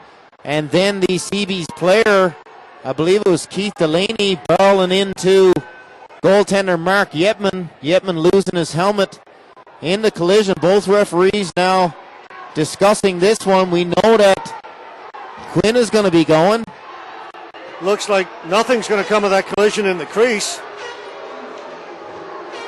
So the CeeBees look like they're going to have a big opportunity here. Still over half a hockey game to go, and the CeeBees with 1:39 remaining on the original call to Brandon Nicholas will go up 5-on-3 for an extended power play chance. Ray Dalton will remain out there. Ryan Delaney and Keith Delaney along with him. Matthew French, Brandon Roach on the defense on this power play. For the Cataracts, it'll be Mike Brent, Marty Lapointe, and Tyler Whitehead to try to kill this 5-on-3. Could be a pivotal point in this hockey game, George. Huge moment coming up for the CeeBees. 1:39 left to go in the original penalty. That's how long they'll have to go to work on a two-man advantage, barring any goals. Cataracts win the face-off, and Lapointe able to get it out to center ice. Roach back at his own blue line, through center for Keith Delaney. Delaney will bring it in over the blue line. Dalton's heading for the net. Drop pass for Ryan Delaney, comes back to French. French to Roach. Roach tried to go backdoor, hopped off Ryan Delaney's stick. Back to French. To Roach. Roach has got lots of room, lines up, lets it go. Glove save, puck is loose in the crease. Whistle had gone. Referee blew the whistle a little quickly on that. Clearly it had gone before the puck went in the net. CeeBees not happy about that. Well, unable to hear the whistle. Clearly the referee had blown the whistle at least a couple of seconds before the puck crossed the line, George, but I'm sure the CeeBees, with the loud crowd noise in here, were unable to hear the whistle, so a short argument, but that one won't be pursued, as I think they realize the whistle had gone. 1:08 left in the penalty to Brandon Nicholas. Now 1:29 to the one to Matt Quinn. The CeeBees remain 5-on-3s. Both teams made changes. Brophy wins the faceoff back to Roach. To French. Roach to Wadden, back to Roach, over to French. French in the circle, decides not to shoot. Back to Roach, that pass was in his skates, and he mishandles the puck, and Mike Sibley's got it for the Cataracts, has it knocked off his stick at the blue line, comes up with it again. Roach at center, cross ice for Toomey. Terrio gets to it for the Cataracts. He'll turn, and he'll shoot it down the ice. 35 seconds left to go, and the two-man advantage for the CeeBees. French up ahead to Keith Delaney. Delaney can get in over the blue line, but loses the puck as he does, and Terrio gets his stick on it and shoots it down the ice. Keith Delaney's going to try it again for the CeeBees. His pass is picked off. Goes to Roach, across to Dyke. Dyke will get it in over the blue line. Gets around Terrio, decides to take it in deep. Plays it over into the far corner to Dalton. Only a one-man advantage now for the CeeBees. Cross ice pass hit Dyke in the skates. Plays it over to the far corner to Wadden. Wadden holding it, top of the circle, comes back to Roach. Roach shoots. Welcher got a stick on that, and Wes Welcher comes up with a loose puck and clears it down. And that'll do it. Cataracts have killed off minute 39. Two-man power play by the CeeBees. Team's now back to even strength. Bartlett at the blue line, long shot. Yetman got a piece of it with his glove. He'll scoop up the loose puck and hold it for a face-off. 11:45 left to go in the second. 2-0. Cataracts lead. For all your industrial, mining, commercial, heavy lifting projects, contact Crane Tech Services in Grand Falls, Windsor, 486-3101. Yeah, good job by the Cataracts to be able to kill off that 5-on-3, George. But as much as the Cataracts deserve credit for the good penalty kill, it was the CeeBees really a little too much working the puck around and not putting pucks to the net. You got a 5-on-3 with traffic in front. You want to be trying to fire a lot of pucks to the net and try to crash looking for rebounds. CeeBees getting very little going on that 5-on-3. Off through center, missed Whitehead. It's going to go down over the red line. No icing on the call. Stevens goes down against Whitehead. Whitehead plays it along the boards. CeeBees come up with the loose puck, and it's Bartlett at center ice. He'll shoot it in. Whitehead gets to it first, can't get it out as Brophy does a nice job to keep it in. Plays it in to Crosby. Crosby back to Brophy in the corner. Hoff plays it back against the boards, comes up ahead to Brandon Nicholas. Pass through center taken by Gill. Gill is knocked down as he crosses the blue line, follows up on it. He's got Whitehead out in front, can't get it out to him as Stevens blocked that pass. Nicholas back to the point for Hoff. Hoff, hard shot. That deflected just wide of the goal post. Out at center for Crosby. Crosby, nice pass for Bartlett. Bartlett's one-on-one with Hoff. Gets around Hoff, nice job. Yetman makes a save. Nice rush by Bartlett, but we got a penalty coming up after the play.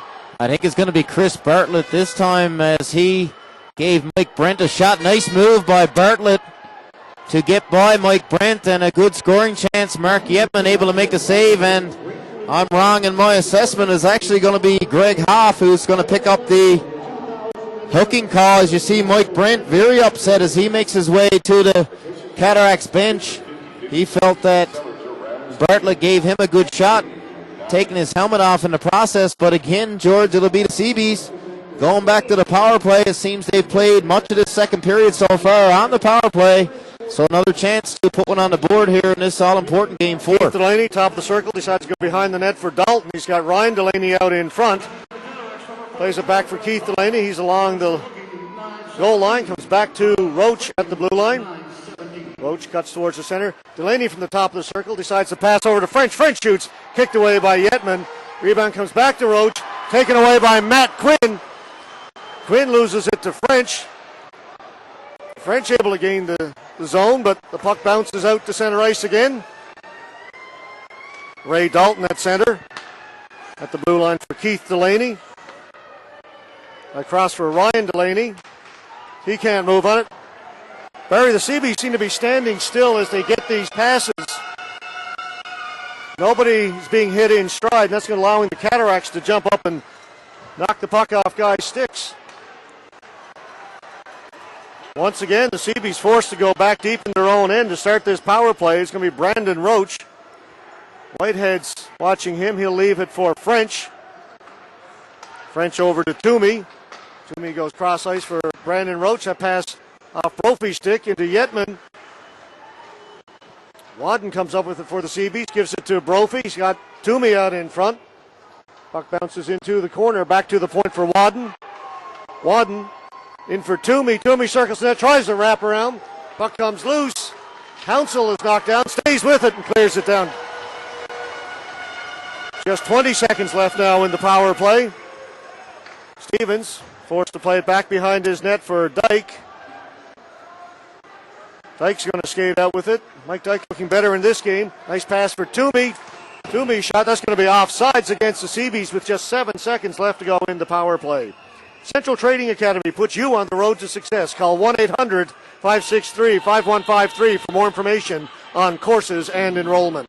Just 7 seconds left in that penalty to Greg Hoff before the Cataracts will return to full strength. The shots on goal starting to even up a bit as the Cataracts still hold a 15-14 margin, but have played much of this second period shorthanded. LaPointe shoots it right down on Diamond, and Chad Earl's coming in on him, so Diamond decides to hold it. We'll get a face-off in the CeeBees end of the ice. This broadcast of the Herder Memorial Championship is brought to you in part by Bud Light, the world's #1 selling light beer. CeeBees with a few good chances, but still unable to get one by Mark Yetman. I have the feeling, George, if the CeeBees could manage a goal, I think they'd get a bit of life from that, and maybe we'd see an exciting finish in this one. But so far, they've been stymied time and time again by Mark Yetman and the pressure of the Cataract forwards. Earl gets to the loose puck, plays it behind the net for Philpott. Philpott turning in the corner against the checking of Bartlett. Puck shot right in on Diamond. Diamond having trouble with the rebound. Cleared away by Bartlett, goes behind the net. Welcher fighting for it. Wes Welcher comes up with it for the Cataracts, trying to cut out in front. He has the puck knocked off his stick. Greeley at center ice for the CeeBees. He'll play it in deep. LaPointe will pick it up first for the Cataracts. He'll turn in the corner. Nice play off the boards for Earl. Chad Earl will shoot it in on Diamond. Parsons clears it away, but Philpott keeps it in. Into the corner for Welcher. Puck cleared to the boards. Greeley gets to it. He mishandles it. It's Welcher. Little back pass for Philpott. Back for Earl. Earl, quick shot. That went off somebody wide. Hoff with a shot from the point. That goes wide. Philpott will hold it in. Tried to go cross ice. Pettin will intercept that for the CeeBees. Gets to center ice. Gets away from Cody Roach. Then Roach continues on with him. Takes the puck away from Pettin. Roach turns. Gives it for Quinn. Quinn tried a pass in front. That misfired. Puck goes into the corner. Roach comes up with it for the Cataracts. Cody Roach turning against the boards, plays it back for Whalen out in front for Quinn. Fisher got a stick on that and deflected it wide. The players fight for the puck. Quinn comes away with it. Quinn with a shot. He scores! And Quinn picked up the loose puck, stepped in from the boards and makes it 3-0 for the Cataracts. Relentless pressure by the Cataracts. George, the CeeBees simply unable to clear their own zone. The furthest they could get it on the last couple of minutes has been the middle of the blue and red on their side of center. The Cataracts buzzing all over the place there, and finally it was Matt Quinn picking up the puck and moving in, beating Fred Diamond 5-hole. So it's the Cataracts in the second period with 7:02 left to go, increasing their lead now up by a score of 3-0. Dyke plays it for Stevens. CeeBees with all kinds of power play opportunities fail to connect, and as often happens, in over the blue line. LaPointe, as often happens, the other team comes back and gets one. Kept in by Gill. Gill shot. That just went wide of the net. Gill and Delaney fight for it. Gill comes up with it. Can't handle it cleanly. Puck is loose. CeeBees get it. And Delaney plays it up ahead to brother Keith Delaney. Across to Ray Dalton. Dalton tries to get around LaPointe. Brent comes over to help out. He and LaPointe get a little bit mixed up. Puck goes high in the air into the penalty box area, and we'll get a face-off down to our left. 6:17 left to go in the second period. Cataracts leading 3-0. For all your printing and signage needs, be sure to check out Stag Signs and Graphics, 11 Hardy Avenue in Grand Falls, Windsor. Yeah, that goal by Matt Quinn, assisted by Cody Roach. Having another strong game here for the Cataracts as Cody Roach, a hard man to deal with on the forecheck, and he was proving it again right there and helped Matt Quinn to his first goal this weekend. Hoff makes the rush, leaves it for Earl. Earl gets a shot away and Diamond makes a save. Nice rush by Greg Hoff. Nice rush by Greg Hoff, taking a hard hit on that one as two big bodies collided. Greg Hoff no worse for the wear. He'll remain on for the Cataracts. 6:04 left to go now in the second period. Brophy against Welcher. Welcher wins it, but French comes up with it for the CeeBees, gets it out to center ice. Theriault has it, lays it off the boards. Philpott's in over the blue line.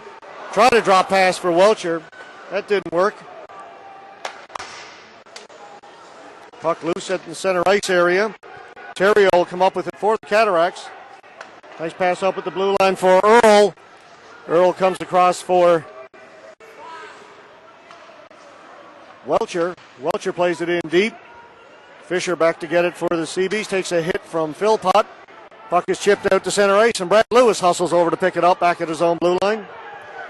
CeeBees are making a change, so Lewis has got some room to move. Makes the pass on the right side for Sibley. Sibley's got Quinn with him. Quinn takes a shot. Fisher blocked that. Comes back into Sibley. Tried to give it back to Quinn. Roach intercepted it. Plays it high off the glass out to center ice. Lapointe gets to it. Backhands it as far as the CeeBees blue line. Quinn gets to it. Gives it to Roach. Roach back to Quinn. That misconnected. And French plays it in deep. Goes off Lewis' stick. Yetman plays it into the corner. Lewis and Sparks fighting for it. Sibley gets to it and clears it out to center ice. Matt Quinn chips it off the boards. He'll chase, but Sean Wadden back to pick it up first for the CeeBees. Pass up on the right side for Sparks. He's got Toomey heading for the net. Sparks lets it go. Glove save by Mark Yetman. CeeBees able to break away 2-on-1. Daniel Sparks getting a hard shot away. Mark Yetman with the quick glove on that one.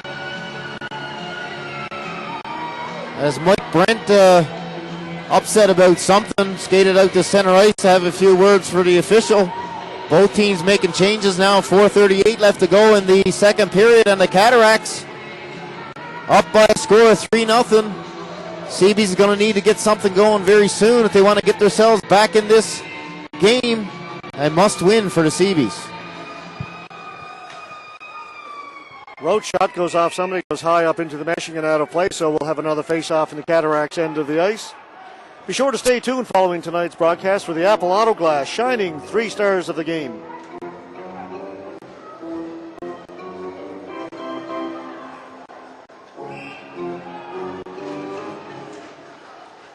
Puck loose and circling back to the point. Brandon Roach with a shot. Yetman kicks that away. Puck goes into the corner. Whitehead and Delaney fight for it. Whitehead gets it to Nicholas, and Nicholas is going to shoot it down the ice.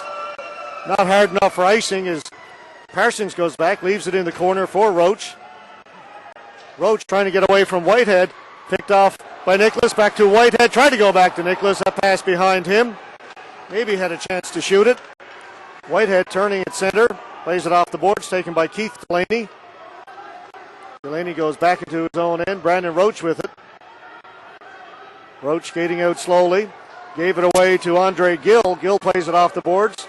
Ryan Delaney back to pick it up. Gives it to Brandon Roach. Roach up ahead for Dalton. For Brophy. Brophy shot kicked away by Yetman. Brophy gets to the rebound. Plays it behind for Ryan Delaney. Delaney's bumped. He can't keep it in. The puck comes out and all the way down the ice. This time it's going to go over the red line. It'll be icing against the Cataracts. 3:32 left to go in the second. Cataracts leading 3-0. Check out the spectacular Spring Guarantee Snow Check program until April 21st at Thruway Recreation in Grand Falls, Windsor. Seems Mark Yetman between the pipes for the Cataracts is getting stronger as this game goes on. George, CeeBees starting to get some shots on Yetman, but still unable to beat him with just 3:26 left to go in the second period. Cataracts leading 3-0. That puck is shot up and over the glass. The faceoff will come back inside the Cataracts blue line.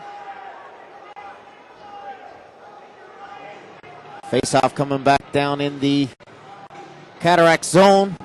I'm sure the CeeBees would like to put one on the board before this second period is over, at least one. Do not want to go into this all-important third down by 3. There's Stevens. He's able to hold it in, plays it behind the net. There's that bounce in that corner, almost came out in front. Robotham gets to it, clears it out to center ice. Dyke can't get it in deep, comes back to Stevens. Puck still loose at center. LaPointe fanned on it. Welcher comes back to clean it up. Gives it to Hoff.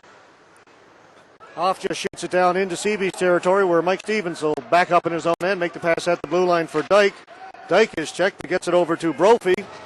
Brophy dumps it in, takes a soft bump from Martin LaPointe. Hoff plays it around the boards all the way out to center ice. Fisher turns and shoots it back in again. Hoff now with it for the Cataracts behind his net. Pass up at the blue line for Robotham. Robotham just plays it down to the CeeBees blue line for Fisher. Fisher out to center where Robotham got it, shot it back in. Play a little sloppy right now at the center ice area. Dumped in by the CeeBees. Hoff goes back to pick it up. He'll ring it around the boards. That'll go down the ice.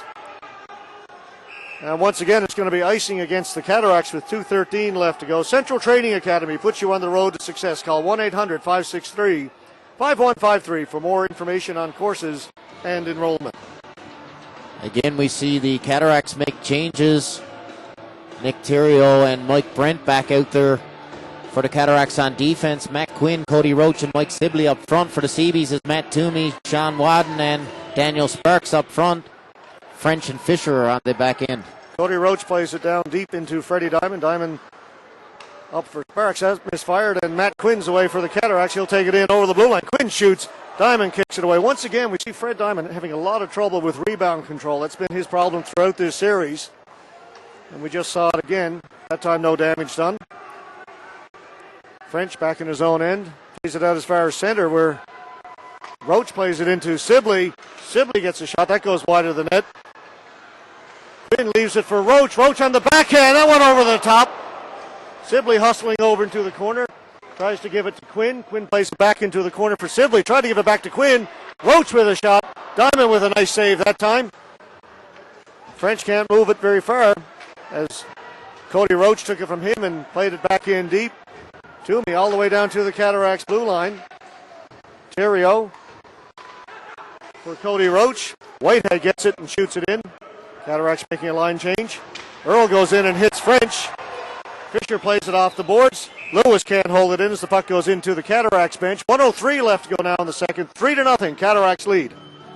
Yeah, George, the Cataracts again doing a good job on the forecheck. The CeeBees all series long having a tough time with the quick pressure of the Cataracts in their own end. And again, in the last few minutes, we see plenty of examples of turnovers coming off the aggressive forecheck of the Cataracts.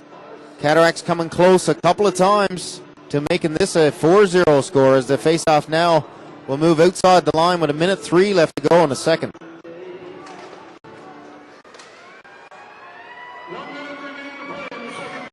We're under a minute to go now here in the second period. Brandon Roach makes the pass for Dalton. Dalton gets away from Whitehead. Gets in over the blue line. Dalton doing a good job.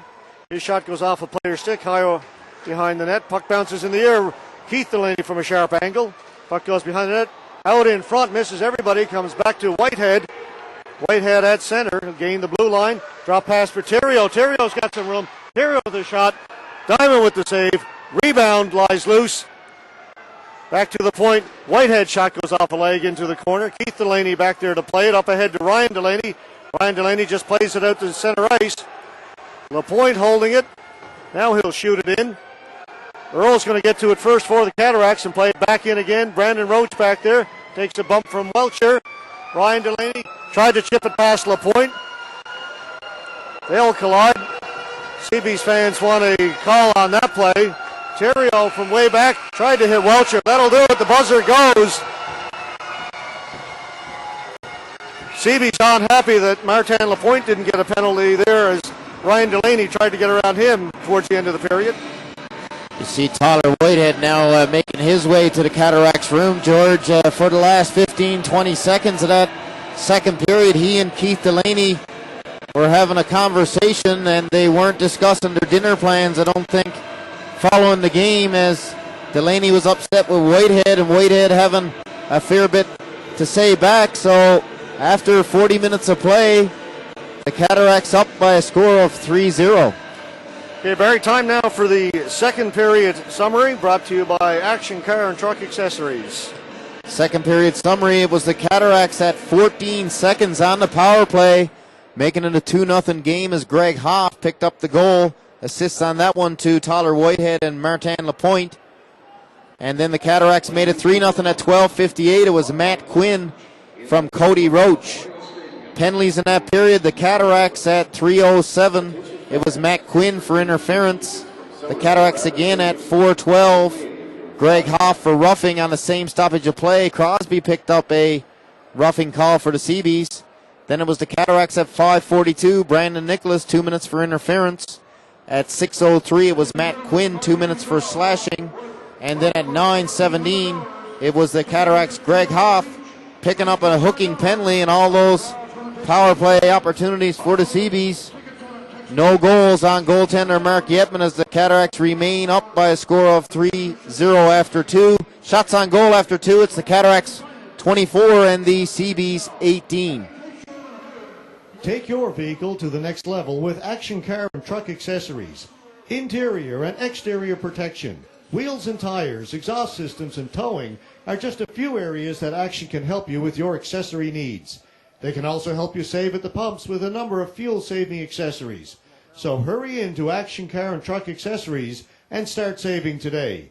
5 locations to serve you in Newfoundland and Labrador. Visit actioncarandtruck.com for more info. So after 40 minutes of play, Cataracts lead this game number 4 of the 2011 Herder Memorial Championship Series, brought to you by the Telegram by a score of 3-0. Bit of a feeling of anticipation here in the Joe Byrne right now as the seconds counted down in that second period. Fans beginning to feel it just a little bit. Well, you can't blame them, George. So far, it's been a tale of two teams. This weekend, we saw the first 2 games in St. John's. Last weekend, very close contests, a double overtime game, and a 1-goal win in the second game by the Cataracts after they were down in the third period by 1, able to come back and take game 2. This weekend, completely different story, as it has been all Cataracts this weekend. CeeBees having a lot of trouble with the Cataracts, particularly getting out of their own end, and when they do get it in the Cataracts zone, unable to get many pucks by Mark Yetman this weekend, and none so far here this evening. Yeah, interesting coming into this weekend. There were a lot of comments from fans about how the smaller ice surface really works to the detriment of the Cataracts and their speed, that they play better on the bigger ice surface. You know, you and I have done a lot of Cataracts games this year, and you look back over the home games that the Cataracts have played. They've played 18 home games, and they're 15-3 here at the Joe Byrne Memorial Stadium. And early in the season, the Cataracts got off to a bit of a slow start. Really didn't play all that well till they were a few weeks into it. First 4 games they played here, they split. So since then, it's 13-1 for the Cataracts at the Joe Byrne. This is a team that knows how to play in this Byrne. Yeah, no question. They've had a lot of success here on home ice, and part of the credit should go to the faithful fans here at the Joe Byrne as well, who have really rallied and got behind this team more and more so as the season went on. And again this weekend, the Cataract fans very loud here in support of the home team, and a difficult arena to play in for a visiting team, and that's proven to be the case so far here this weekend for the Conception Bay CeeBee Stars. Yeah, again, for the CeeBees, you know, it's 3-0, but it comes down to a little bit of bad luck to start that first period, or a bit of lack of focus. I'm not quite sure what to call it, but a very strange goal. Only 1-0 after the first period. Just seconds into the second, Greg Hoff with a shot from just in the blue line, inside the blue line, that looked like nothing was going to come of it, and it just cleanly beat Freddie Diamond. And again, as in yesterday, with a bad goal, seems to take the wind out of the sails of the CeeBees.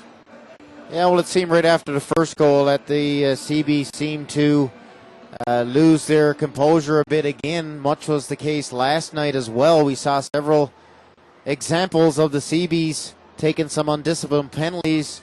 Today it was Ryan Delaney with just over a minute left in the first period picking up an interference call late, and it was that penalty that led to the power play goal early in the second period. Again, George, I think that puck would have to have been deflected in order to beat Fred Diamond. It looked like Diamond Something was happened. He really. Yeah, it looked like Diamond was on his way out of the net to perhaps play a puck that was going to go wide, and the next thing you know, it was hitting the back of the net. So a sort of a disappointing goal. Unfortunate for Fred Diamond. He's had several cases of that, and really he has had a CeeBees team who haven't played particularly strong in front of him this weekend either. So not a whole lot going well for Diamond this weekend. Okay, we're going to take our first break on the Bell Alliant webcast of tonight's Game 4 of the Herder Memorial Championship Series. Back with you in just a moment. It's your life. Put your mind in motion. It's your choice. Put your mind in motion. Central Training Academy. Central Training Academy puts you on the road to success in commercial transport, heavy equipment, and driver training. Experienced instructors and direct hands-on operation with the latest in transport and heavy equipment gives you the leading edge. Your future is here now. Get started. Central Training. For course information, call 1-800-563-5153. Need a crane on your job site? Don't delay construction because of hoisting issues. Crane Tech Services Grand Falls, Windsor is a core certified company, and all operators are interprovincial Red Seal certified. Their fleet includes boom trucks and cranes with lifting capacity of up to 60 tons, reaching 180 feet. For the installation of roof trusses, erecting of structural steel buildings, boat lifts, or for any heavy lifting commercial, mining, or industrial project, contact Crane Tech Services in Grand Falls, Windsor, 486-3101. Hey, hon, maybe we should combine our home and auto insurance with Steers Insurance. Says right here, combine and save. It'd be easier, too. Yeah, some things just go together. You know, like chips and dip, beer and the gang. Your butt and a couch? What? Huh? You say something? I didn't say anything. Combine your home and auto insurance and start saving today. Call Steers Insurance. Oh, and ask how you can collect air miles as well as saving your money. It's the Year of the Cat. Not only are the Grand Falls Windsor Cataracts going for the Herder, it's Arctic Cat's 50th anniversary in 2012. But they're celebrating now with over 25 new Arctic Cat models and a spectacular Spring Guarantee Snow Check program till April 21st of 2011. Here's the best deal guaranteed. Special 50th anniversary Arctic Cat models, extra warranty, a free Spring Guarantee accessory bonus, and lots more. Check it out at Thruway Recreation's The Year of the Cat. Go Cats Go! And again, we're back live here at the Joe Byrne Memorial Stadium. Got about 12 and a half minutes left to go in our second intermission. After 40 minutes, Cataracts lead this game by a score of 3-0. They lead the series 3-0. If they can hang on over the next 20 minutes, the Cataracts will win their first Herder since 1982. It's been a while for the fans here at the Joe Byrne Memorial Stadium to see a Herder winner. Last time the Herder was actually won here at the Joe Byrne was the year before in 81. Cataracts won it again the next year. But final game in that series took place just down the road in Gander, in the old Gander Garden. So the fans who have packed the Joe Byrne this evening are in anticipation. CeeBees, of course, still have 20 minutes to have something to say about that. I'm sure they would love nothing more than to come back and win this game in the third period this evening. Seen lots of comebacks in senior hockey in Newfoundland this year. Been many, many games that we've done where teams have had seemingly comfortable leads only to have it slip away, so you never know what the third period is going to bring. Here at the Joe Byrne this evening, during the second intermission, the town of Grand Falls, Windsor, getting ready to make a very special announcement. Probably the worst kept secret in Newfoundland and Labrador. They're going to announce very shortly that the rock band Kiss will be performing at the Salmon Festival here in Grand Falls, Windsor on July 9th. They've moved the date of the Salmon Festival to accommodate Kiss, and they're going to be doing a special presentation here and in the stadium very shortly to make that announcement. As I say, worst kept secret in Newfoundland, Labrador. I understand that one of the other sponsors has already made the announcement, but the town is going to make their official announcement coming up very shortly. We're going to take another break here during our second intermission. Be right back in just a moment. Bud Light, the world's #1 selling light beer, is pleased to be a sponsor of this broadcast of the 2011 Herder Memorial Championship. As official sponsor of the West Coast Senior Hockey League, Bud Light is committed to supporting senior hockey in Newfoundland and Labrador. Brewed in Canada since 1986, Bud Light is the ultimate easy drinking taste. Two great things on ice, Bud Light and senior hockey. DSI has expanded its business, now serving the central area with all your black and white and color printing requirements, such as brochures, tickets, laminating, personalized calendars, booklets, and all your customized office letterhead and business cards. DSI is pleased to announce Terry Fisher as our print sales manager and Lori Ball as our graphic designer. For any printing requirements, stop into DSI at 25 Hardy Avenue, Grand Falls, Windsor, or call us at 489-2978. Since their inception in 1994, Stag Signs and Graphics has brought the highest quality signage and related products to Newfoundlanders. Their attention to detail and quality is their calling card. They offer the latest products in embroidery, printed products, cut vinyl, silk screening, wide format printing, and laser engraving, all available at competitive prices and unsurpassed customer service. Visit their showroom at 11 Hardy Avenue in Grand Falls, Windsor, or call 489-3060. That's Stag Signs and Graphics, Grand Falls, Windsor. On in Canada in Portagrave is your total supplier of high-quality fishing gear. They carry a full inventory of netting, ropes, wires, chains, and all accessories, along with trawls, crab pots, sorting grids, and injector trawl doors. Their expertise in manufacturing high-quality fishing gear is built on 40 years of experience. Call Vaughn in Canada at 786-4673 for all your fishing gear needs. Very shortly, he's going to make a very special announcement. Welcome back to the Joe Byrne Memorial Stadium.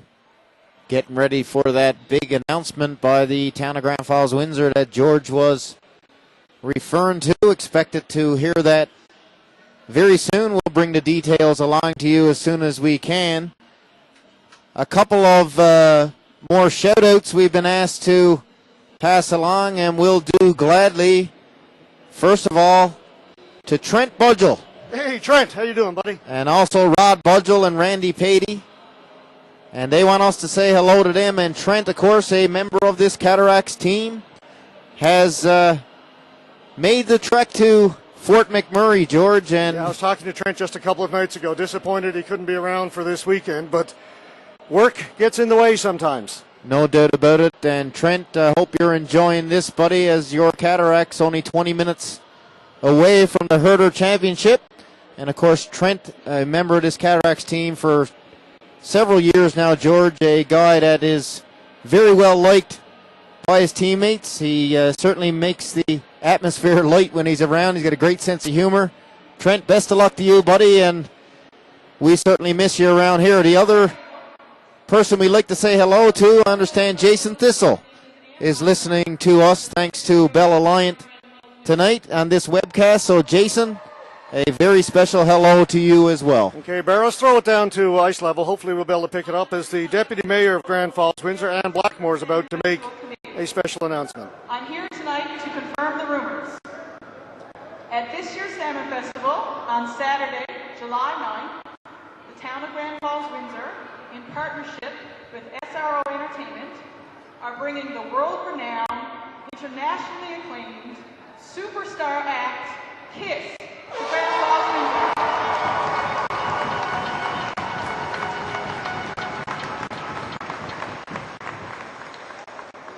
I would like to ask everyone to please direct their attention to the screen in front of the Bud Light Lounge to have a sneak peek of what's to come.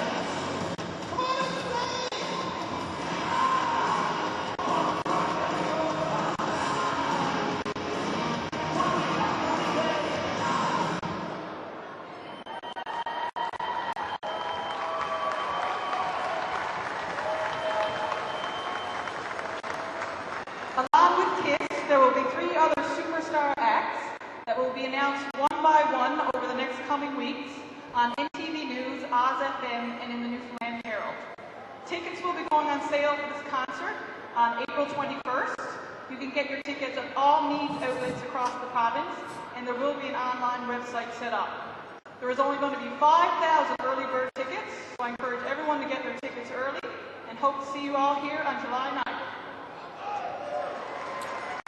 So there you have it, Barry, the official announcement from the town of Grand Falls, Windsor, that the rock band Kiss performing at this year's Salmon Festival. What do you think of those apples? I think you got to get out and get your makeup now, George, before it's all gone. Kiss, a super act, of course, and Deputy Mayor Ann Blackmore delivering that announcement for the town. Also said that there will be 3 more superstar acts to join Kiss that will be announced in the next couple of weeks. And stay tuned for those announcements. A world-class band for sure in Kiss, and I'm sure a huge crowd for the Salmon Festival this year. Okay, we're going to be back with third period actions. Cataracts try and wrap up their first herder in 29 years in just a moment. Secure your future in a skilled trade by calling 1-888-332-5555.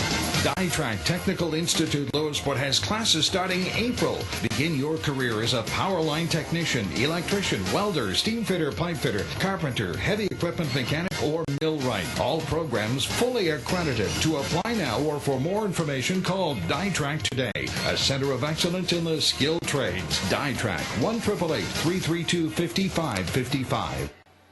Serving the public for 25 years, Apple Auto Glass, your local glass experts. Dealing in more than just auto glass, Apple Auto Glass also provides residential glass, commercial glass, industrial glass, mirrors, aluminum storefronts, and hardware. Pretty much anything to do with glass. Drop by and see Weldon King and his staff on the TCH Grand Falls, Windsor for all your glass needs. And don't forget to stay tuned following tonight's game for the Apple Auto Glass, shining stars of the game. It's your life. Put your mind in motion. It's your choice. Put your mind in motion. Central Training Academy. Central Training Academy puts you on the road to success in commercial transport, heavy equipment, and driver training. Experienced instructors and direct hands-on operation with the latest in transport and heavy equipment gives you the leading edge. Your future is here now. Get started. Central Training. For course information, call 1-800-563-5153. Are you finding the economic crunch difficult to deal with? Are your monthly bills becoming too much to handle? Maybe it's time to take advantage of the low mortgage rate of Canada's national mortgage company, Dominion Lending.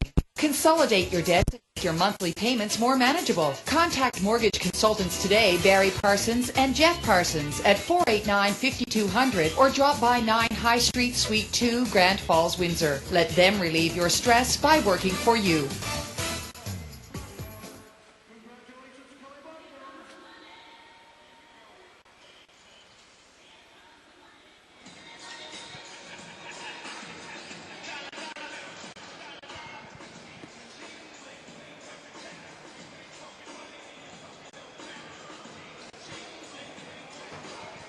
Welcome back live one last time, folks. We get ready for the third period this evening. Waiting for the arrival of the teams on the ice. With 20 minutes left to go, the Cataracts leading this game by a score of 3-0. Of course, if they can hang on to that lead, it'll make Grand Falls Windsor the Herder champions for the first time since 1982. Now, of course, for 18 of those years intervening, there was no Cataracts hockey team, no senior hockey here in Grand Falls, Windsor. But it's been a long wait for these fans, and you can feel it here. Of course, 20 minutes can be a long time in senior hockey. I was saying while you were out shortly during the intermission, Barry, that you and I have seen a lot of seemingly safe leads disappear quickly in senior hockey as we've been doing games throughout this season. They never want to be complacent or let your guard down in senior hockey, and tonight is no exception. CeeBees can put a quick one on the board here, maybe a couple, and all of a sudden we got a close hockey game. But I can guarantee you one thing, Coach Brian Casey will be the first one to remind this Cataracts team that they have won nothing yet, leading 3-0 in the series and now 3-0 in this game, but still 20 full minutes left to play before they can claim a championship. And of course the CeeBees are going to want to have something to say about that. Both teams now making their way to center ice for the puck drop in this third period, as both teams will begin this third period at full strength. And it looks like we're just about all set to go. Welcher to take the face-off against Delaney. Welcher wins it back to LaPointe, gives it to Earl. Earl, quick shot bouncing in on Diamond. He had to be careful. Welcher coming up with the loose puck, plays it into the corner. Players fight for it along the boards. Welcher and Delaney. Puck goes in behind the net. Philpott's got it back there. Tried to get it out in front. Keith Delaney will take the puck, turn in his own play, and end. Plays it across in front of his net to Stevens. Stevens, that pass behind Ryan Delaney. Tipped back in by the Cataracts. Dyke back in to pick it up. Takes a bump from Earl. Dalton kicks it back in the corner to Stevens. He gets it back. Comes off his skaters. Quinn with a chance. A shot wide. Earl with a chance. Either hit the side of the net or Diamond got a piece of it. Tough to tell. Dyke with the pass up ahead to Toomey. Toomey shot goes off Theriault's stick and goes high into the mesh. 19:07 left to go now in the third period. For all your high-quality fishing gear, visit Vaughan in Canada in Portagrave. Built on over 40 years of manufacturing experience. Call 786-4673. Chad Earl with a good chance to put the Cataracts up by 4 as he picked up the rebound. Coming off the inboards and just missed putting it behind Diamond to give his team a 4-0 lead, remaining 3-0 here now. Sibley at center. He's got Quinn with him. Sibley holds, gives it to Quinn. Quinn just tips it wide of the net. As he was in just a little too deep to get a good shot away. Sibley hounding Sparks. Quinn in to help out. Sibley along the boards. Give away to Quinn. This line again causing trouble for the CeeBees. Fisher will skate out, get to center ice, shoot it in deep. Hoff back to pick it up for the Cats. Plays it up to the blue line for Cody Roach. CeeBees were making a change, so Roach has got some room. Roach is in. Roach shoots. That shot went off Parsons just wide of the net. Comes out to the blue line. Quinn will get it, shoot it right back in again. Now that line's going to go on a line change. Got Gill, Whitehead, and Nicholas now out for the Cataracts. Pass up through center. LaPointe got a stick on that, cleared it up ahead to Whitehead. Whitehead's in over the blue line. Has it knocked off his stick. Bartlett away for the CeeBees at center. He's all alone. Now he's got Brophy catching up to him. Puck goes off Lewis into the corner. Gill will get to the loose puck. Crosby beats him to it though and plays it back into the corner. Bartlett pins Lewis against the boards. Puck comes up along the boards, kept in nicely by Roach. Roach shot, knocked down in front by Lewis, comes to Crosby. Cross ice just hopped over Bartlett's stick as he had a great chance. Martin Lapointe backhands it out. That hit the linesman. That'll allow Nicholas to come away. Drop pass for Whitehead. Across for Gill just a little bit too far. Gill throws it behind the net. It's going to come all the way out to center ice. Back to the Cataracts blue line. Mike Brent. Brent up to Gill. He'll tip it in. He'll go on a line change. Brandon Roach back behind his net for the Conception Bay CeeBees Stars.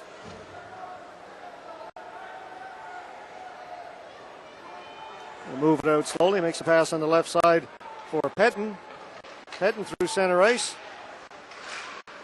Puck cleared out by Mike Brent to Wes Welcher. Welcher turning back at his own blue line. Gives it to Hoff. Hoff cross ice pass picked off by Petton. Petton's in over the blue line. His shot saved by Yetman. Cataracts get to the rebound. Kept in by Druken. He hasn't seen a lot of ice time. Puck behind the net. Out in front to Petton. Puck lies loose as Yetman made the save. Wes Welcher got to that rebound, shot it down the ice. Play is going to continue. Giveaway. Robotham with a shot. Delaney got a piece of that, knocked it wide. Whalen comes up with the loose puck. Has it taken away from him, and it's Mike Dyke. Dyke's in over the blue line. Has it taken away from him by Martin Lapointe. Lapointe finds it in his skates, gets it up ahead. Quinn's got some speed on the left side. His shot. Diamond got a piece of it, enough to clear it wide of the net. And Ryan Delaney up at center. Theriault didn't connect with him, but it caused him to go off stride enough to take the puck away. Cody Roach to the blue line. He'll shoot it. Diamond gets his leg out and kicks that away. Roach stays with it, knocked down inside the blue line. Puck comes out to center. Martin Lapointe gets to it, clears it in deep. Fisher behind his own net. He'll lug it out himself. Makes the pass for Ryan Delaney. Too far. Comes into Terrio. Terrio calmly backhands it to center ice. Fisher knocks it down. Plays it back into Cataracts territory. CeeBees are making a change, so Terrio's got some room to skate out. Gets to the blue line. Shoots it right in on Diamond. Diamond's going to have to hold it. And that'll get a face-off in the CeeBees end of the ice. 15-18 left to go now in the third period. Cataracts still leading 3-0. Now is the time to take advantage of low mortgage rates offered by Dominion Lending. Contact mortgage consultants Barry or Jeff Parsons at 489-5200. All series long, George, we saw Nick Terrio of the Cataracts being very effective as he steps up quite often on the CeeBees forwards, and they're very aware of that. Heads up, right at us. Yeah, you almost had it, Barry. Puck goes out of play, and we're going to face off back down the CeeBees end. Nick Terrio, George, as I was saying, he reads the play very well. He does step up, and even though he doesn't lay the big hit every time, the threat is always there, and you can see the CeeBees players really... Off with a shot on net right off the face-off. That just went wide of the far post. CeeBees get to it. They're just going to shoot it down the ice. Icing indicated, and it's going to come back in the CeeBees end of the ice. Exactly 15 minutes left to go now in this third period. 3-0. Cataracts continue to lead. Save money today by combining your home and auto insurance. Call Steers Insurance and ask how to collect air miles while saving your money. 5 minutes gone by in this third period already. Cataracts holding on to that 3-0 lead. Earl circling behind the net, tries to get out in front. Diamond knocked that away. Up ahead to Sparks. Sparks gains the blue line, stops up, goes cross ice. That pass missed Wadden. Mike Brent turns with the puck for the Cataracts, and he'll head straight up the ice. Brent in over the blue line, gets a shot in on Diamond. Diamond kicks it away. Philpott gets to the rebound, turning in the corner to get away from Roach. Gets it out in front. Earl has a chance. Freddie Diamond with a good save. Back to LaPointe. Martin LaPointe. Didn't get a lot of wood on that. Flooded over the top of the net. Out in front. Earl has a chance. Another save by Diamond. Another save by Diamond. Freddie Diamond keeping the CeeBees within range at this point as the Cataracts try and really open it up. Maybe his best sequence of the entire series so far. CeeBees get it into Cataracts territory. Terrio gets it out to center. Whitehead pounces on it. Whitehead cutting in the middle. Tried to get it for Robotham. Just went over his stick. And once again, the CeeBees just forced to clear it out into center ice. No offense going for them at all. Mike Stevens up ahead for Bartlett. Bartlett has the pass in his skates, and Whalen will come back to clean it up for the Cataracts. Gives it to LaPointe. Martin LaPointe behind his net. Up ahead to Lewis. Puck bounces in the air. Whalen gets a stick on it and clears it in deep. 13 and a half minutes to go now in the third period. Crosby leaves it for Fisher. Fisher up ahead for Brophy. Brophy will just backhand it in softly. Hoff back to pick it up. Bartlett gives him a bump. Kept in by French. French taken into the boards by Nicholas. Brophy in to help out. Gets it out in front to Bartlett. Saved by Yetman. Back to Crosby. His shot deflects high, goes wide. Tipped into the corner by Hoff. Back to French. French plays it into the corner for Bartlett. Goes off his stick over into the far corner. Nicholas gets it. Plays it back into Hoff. Hoff is tripped up. It's going to be a penalty to the CeeBees. Crosby's going to be going off for the CeeBees as he tripped up Greg Hoff. Yetman has made his way to the bench. Cataracts in no hurry to get things going here. They want to use up as much clock as they can. Cross-ice pass, that's going to be offsides against the Cataracts, and the whistle goes 12:37 left to go. Cataracts about to go on the power play. Dytrack Technical Institute in Lewisport has courses starting in April. Call 1-888-332-5555 for more information. Greg Hoff making his way slowly to the Cataracts bench on that one as he was tripped up by Crosby.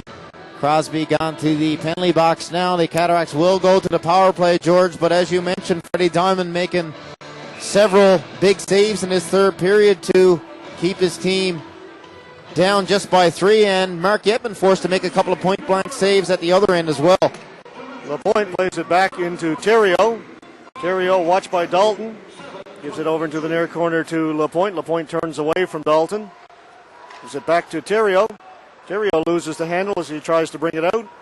And Keith Delaney gets it in deep for the CeeBees. Takes it away from LaPointe. Gets it out in front. Puck is still loose. Yetman forced to trap it.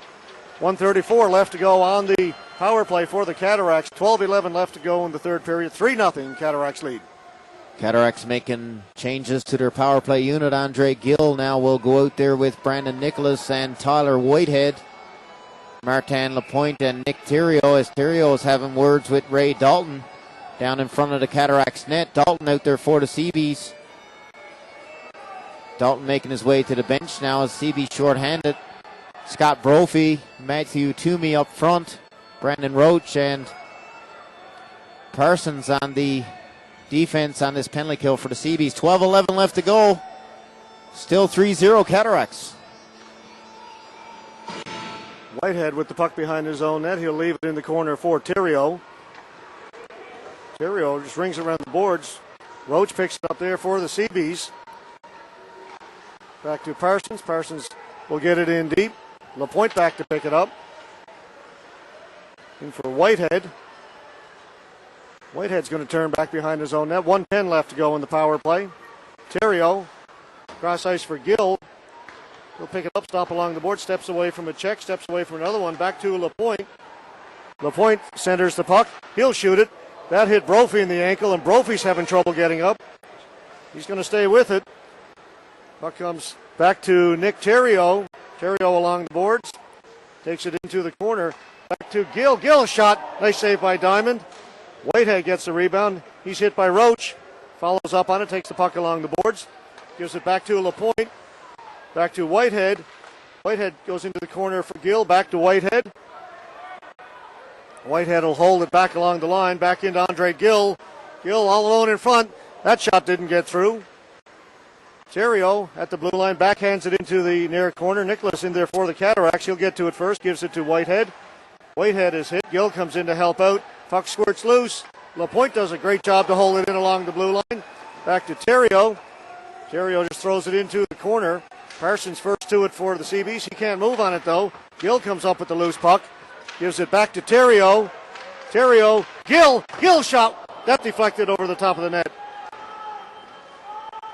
Nicholas fighting for it back there. Brophy's back there. Parsons as well. Finally, we're going to get a whistle as the puck is pinned against the back of the net. 10:26 left to go. DSI, Hardy Avenue in Grand Falls, Windsor is the answer to all your computing, security, and printing questions. Call DSI at 489-2978. Plenty of puck possession and good chances by the Cataracts on that power play, but again, Fred Diamond coming up with a couple of nice saves. Both teams now will make changes. It was Scott Brophy taking a hard shot on that power play chance by the Cataracts. Off the stick of Marty Lapointe. Looked like he got a lot on that one. Credit to Scott Brophy to stay out there. Some grit points for Mr. Brophy to stay out there after taking that hard shot in the foot area. Both teams back to full strength again now with 10:26 left to go in the third. Cataracts up 3-0. Mike Brent with a shot. Diamond will hold that. No rebound this time. 10:23 left to go now. We'll redo the face-off in the CB zone. Again, it'll be Matt Quinn against Keith Delaney.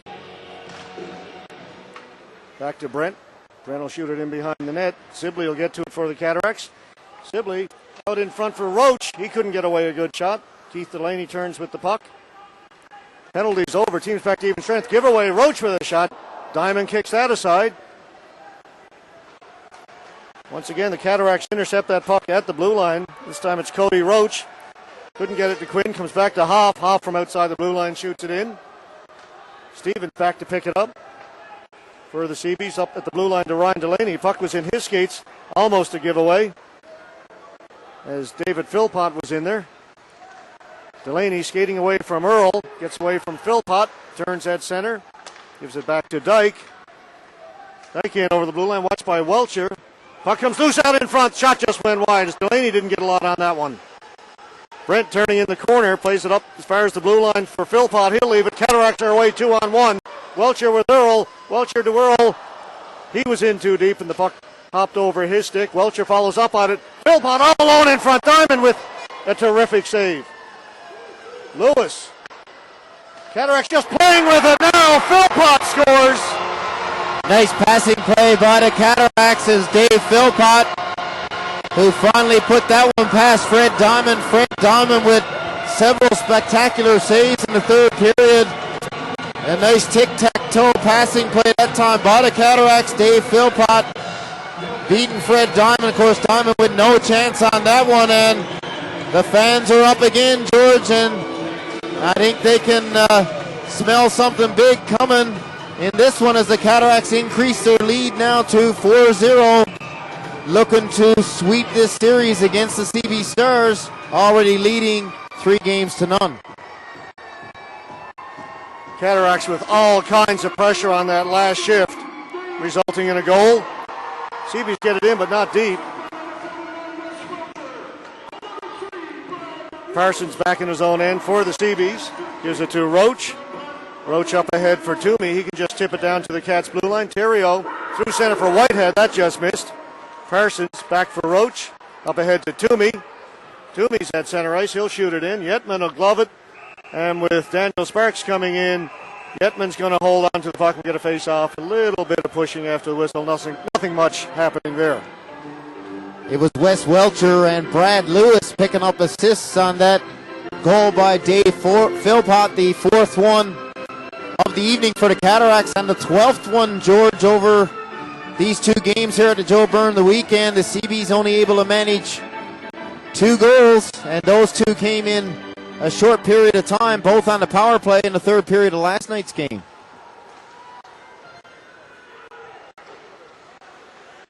Puck in the corner behind the Cataracts net. Druken over there fighting for it. He takes a big hit from Theriault. Brent comes up with the puck, gets it up ahead to Sibley. Sibley to Roach. Roach and Quinn are away. Roach will dump it in. Diamond will just glove that high shot, and he'll hold it. We'll get a face-off in the Cataracts' end of the ice. 8:11 left to go. 4-0. Cataracts have increased their lead. And for all your industrial, mining, and commercial heavy lifting projects, contact Crane Tech Services in Grand Falls, Windsor, 486-3101. Yeah, this Cataracts line of Matt Quinn, Mike Sibley, and Cody Roach again this evening doing a fantastic job on the forecheck, causing fits for the CeeBees defense all night long. Off in front. That shot went wide. Rebound comes all the way out to center ice. Martin Lapointe back to pick it up. Gives it to Hoff. Back to Marty Lapointe. His pass through center picked off by Bartlett. Tipped ahead for Brophy, but look at Sibley go back and pick it up.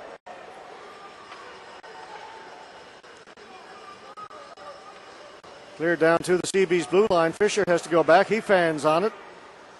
He'll move it out on a second attempt up ahead to Crosby. Crosby was standing still, and Lapointe comes up with it and gets it back deep again. French goes cross ice for Fisher, for Crosby.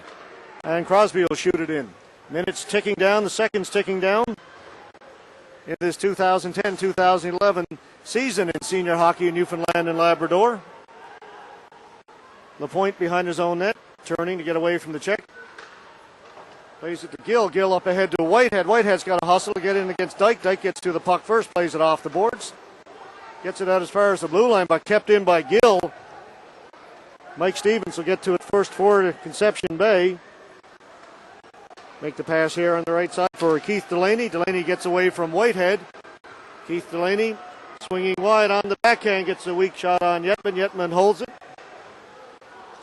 Puck is cleared back out to center ice. Gill and Delaney fight for it. Ryan Delaney comes up with it, gives it back to his defenseman Stevens. Stevens up ahead to Keith Delaney. Across to Ryan Delaney. A pass too hard for him. He couldn't handle it.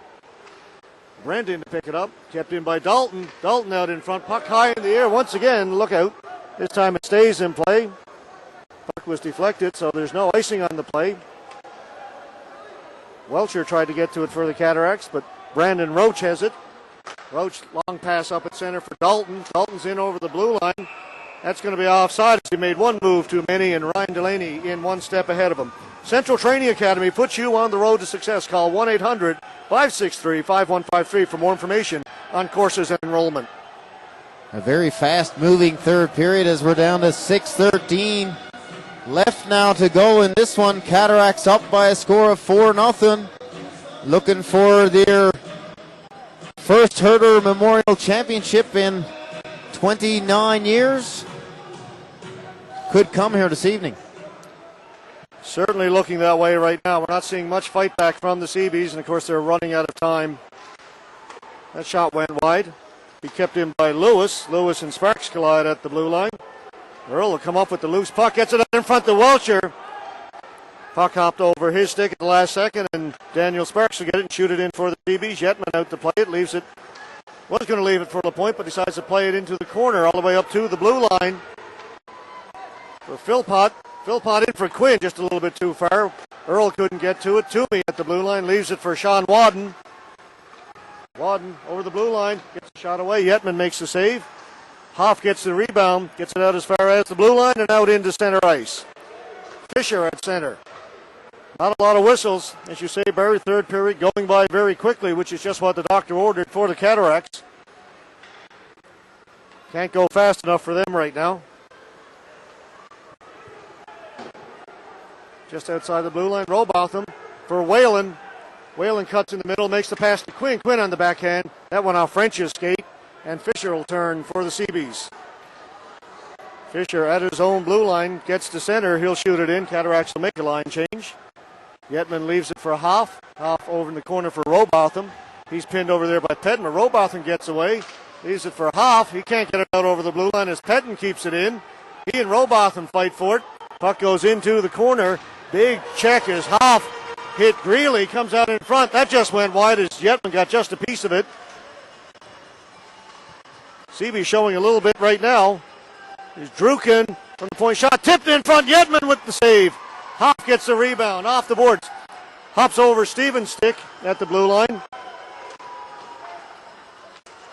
Gives it for Pettin, and Pettin will backhand it in. That line for the CeeBees got a penalty coming up, though, Barry. That line for the CeeBees showing a bit of fight. Yeah, a couple of good chances there by the CeeBees late in this one. It's Paul Robotham of the Cataracts going to make his way to the penalty box, so the CeeBees will get a late power play. George, to see Mike Sibley out there, and of course not to get too far ahead of ourselves, but if the Cataracts are to go on to win this game and this Herder series, Mike Sibley will be able to lay claim to something that no one else can on the Cataracts. Back-to-back Herder championships. Of course, Sibley playing for the Clarenville Caraboos last year in their Herder championship team. Guy knows how to win. There's not a loose puck that Mike Sibley doesn't know how to go and get. We've seen that all year long. No difference this weekend. Puck is loose in Cataracts territory. CeeBees are on the power play. Terry will get to the puck and shoot it down. Under 4 minutes to go now in the third period. Cataracts leading 4-0. Looking for the sweep in the series after winning the first 3 games. 2 games in St. John's last weekend. 1 goal game in both of those affairs. The first one Saturday night was a double overtime. Cataracts with a chance out in front. Puck doesn't get to Quinn. These 2 games here in Grand Falls, Windsor seem to have come a little easier for the Cataracts. 8-2 last night, 4-0 so far here in this one. Puck shot right down on Freddie Diamond. Cataracts will make a change, so will the CeeBees. Brandon Roach at his own blue line. He'll decide to keep it. He'll take it in over the blue line. That pass picked off by Mike Sibley. The guy we just talked about just has a nose for the puck. French up ahead to Ryan Delaney. Delaney drops it back for French. French gets a shot away, and who gets the puck? Mike Sibley shoots it down the ice.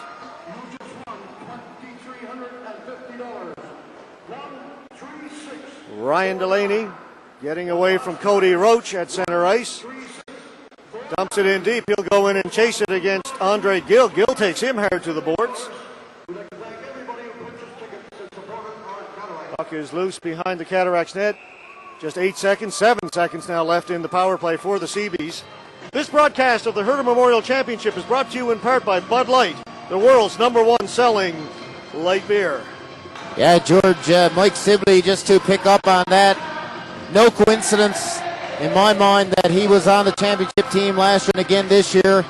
One of those special players, such an effective player on the penalty kill, puck pursuit, and putting a few points on the board this year. A case can be made for Sibley to be the MVP for the Cataracts regular season, playoffs, and again here in the Herder.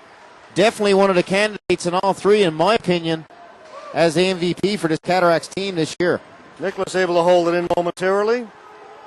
Whalen up to support, knocks it back in. Parsons with the puck at his own blue line, watched by Nicholas. He'll decide to turn back. We're under 2 minutes to go now in the third period. Parsons dragging the puck, goes back to Fisher. And you can hear the fans now at the Joe Byrne as we are under 2 minutes to go. They definitely can feel it. It's been a long time coming for these folks. Martin Lapointe with the puck. Through center. Up ahead to Whitehead. Whitehead will tip it in. 1.5 to go. And it gets louder and louder at the Joe.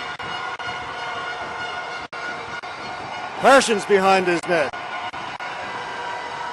Barry, the booth we're in is starting to shake.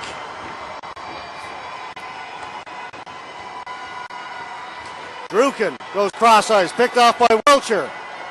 Back for Mike Brent. Brent at center. He'll gain the blue line. Brent lets it go. He half-hand on that. You'll hear it now in a second as the announcement is made. Earl out in front. Less than a minute to go. Barry, this one is over. The Cataracts are going to be Herder champions for 2010-2011.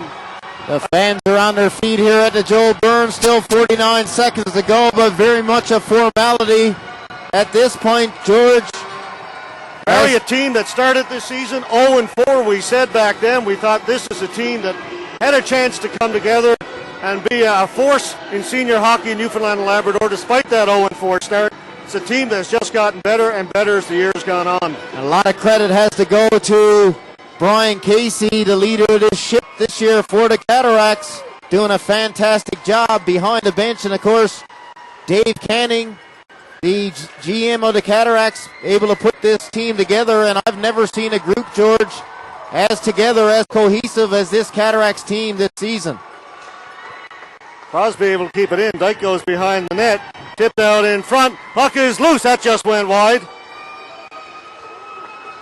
Down now under 20 seconds to go. Puck is cleared up to the blue line. Philpott has it.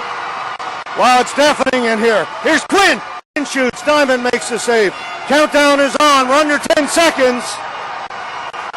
Here it is. Mike Sibley's going to rag it back. It's all over. The Herder champions for 2010-2011. Grand Falls, Windsor Cataracts. Barry, let's go to your 3 stars. The 3 stars for tonight's game, George. Number 3 star got the Cataracts on the board, played his strongest game of the series. I thought it was Brandon Nicholas.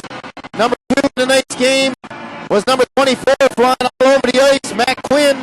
And the first star tonight, no surprise to anybody, is the goaltender with the big shutout in the clinching game, Mark Yetman.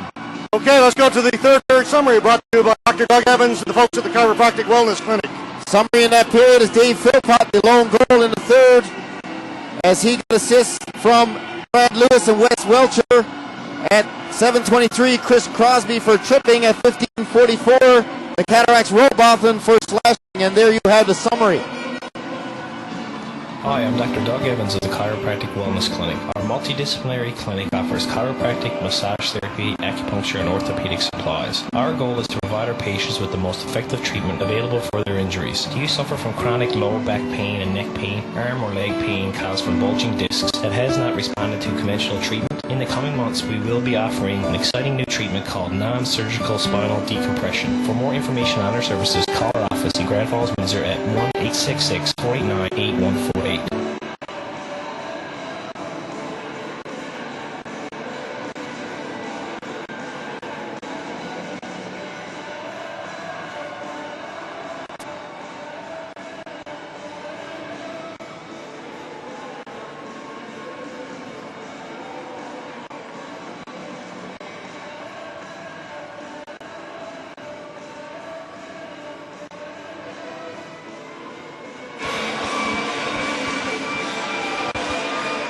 We're going to stay with us, folks, here in the Bella Lion webcast.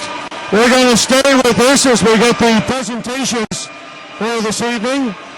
We're going to have an MVP presentation and, of course, the presentation of the Royal Memorial Championship. On the ice right now, you can see the players shaking hands.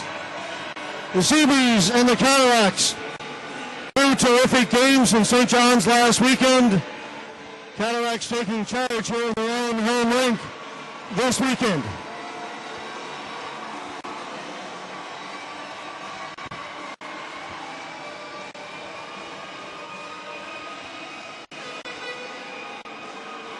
Now Barry Manuel is down here somewhere as well. Barry and I were doing senior hockey games all season long. Started off doing the audio cast for the Cataracts. We were very honored to be asked to come and do the broadcasting for Bell Alliant here in the Herder Championship. It's been an absolute blast for us to do the games in Mile 1 last weekend, be back here at the Joe this weekend. We would certainly want to thank Bell Alliant for the opportunity to come and do this.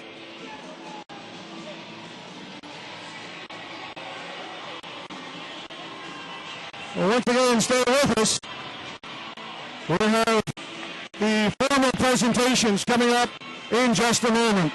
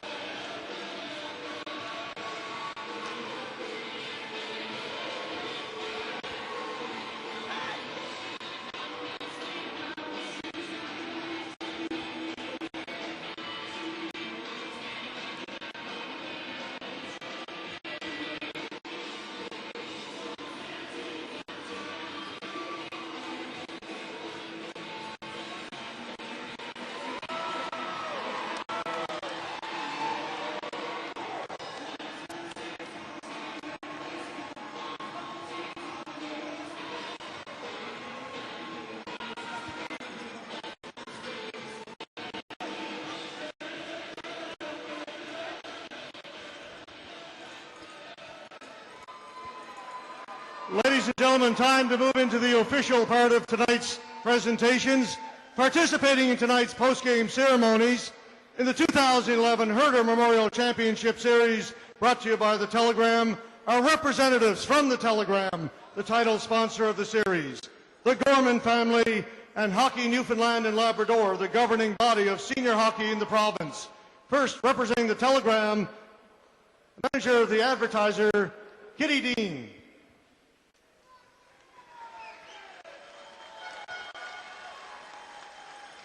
Representing the Gorman family, Mr. Mike Gorman.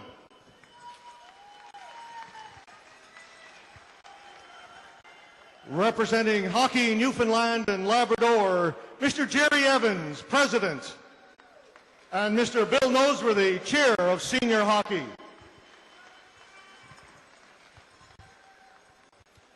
Ladies and gentlemen, in 2005, Hockey Newfoundland and Labrador established the Cliff Gorman Memorial Award, presented annually to the player judged most valuable to his team in the Herder Memorial Series.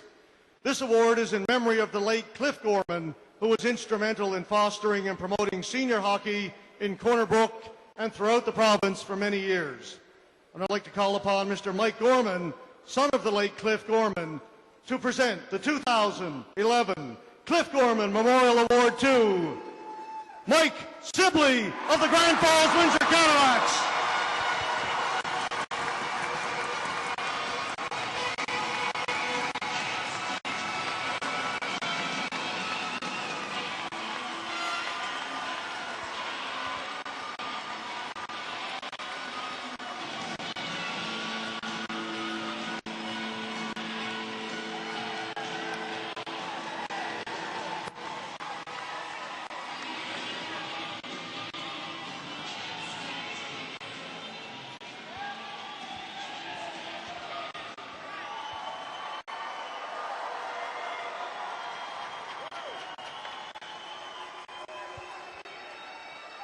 The Herder Memorial Trophy is emblematic of the provincial Newfoundland Senior Hockey Championship. The Herder Trophy was first presented in 1935 by the Telegram in honor of the Herder family, the Telegram's founders. The Telegram continues to be a supporter of provincial senior hockey and provides extensive coverage and support to the league. I would now like to call upon Mr. Jerry Evans, representing Hockey Newfoundland and Labrador, to present the 2011 Herder Memorial Trophy to the team captain, Brad Lewis of the Grand Falls Windsor Cataracts.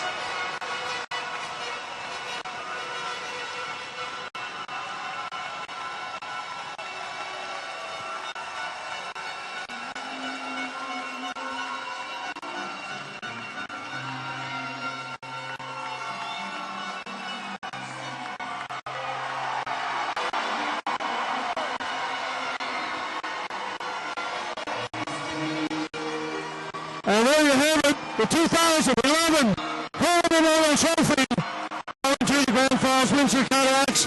Captain Brad Lewis leading the skate around the ice.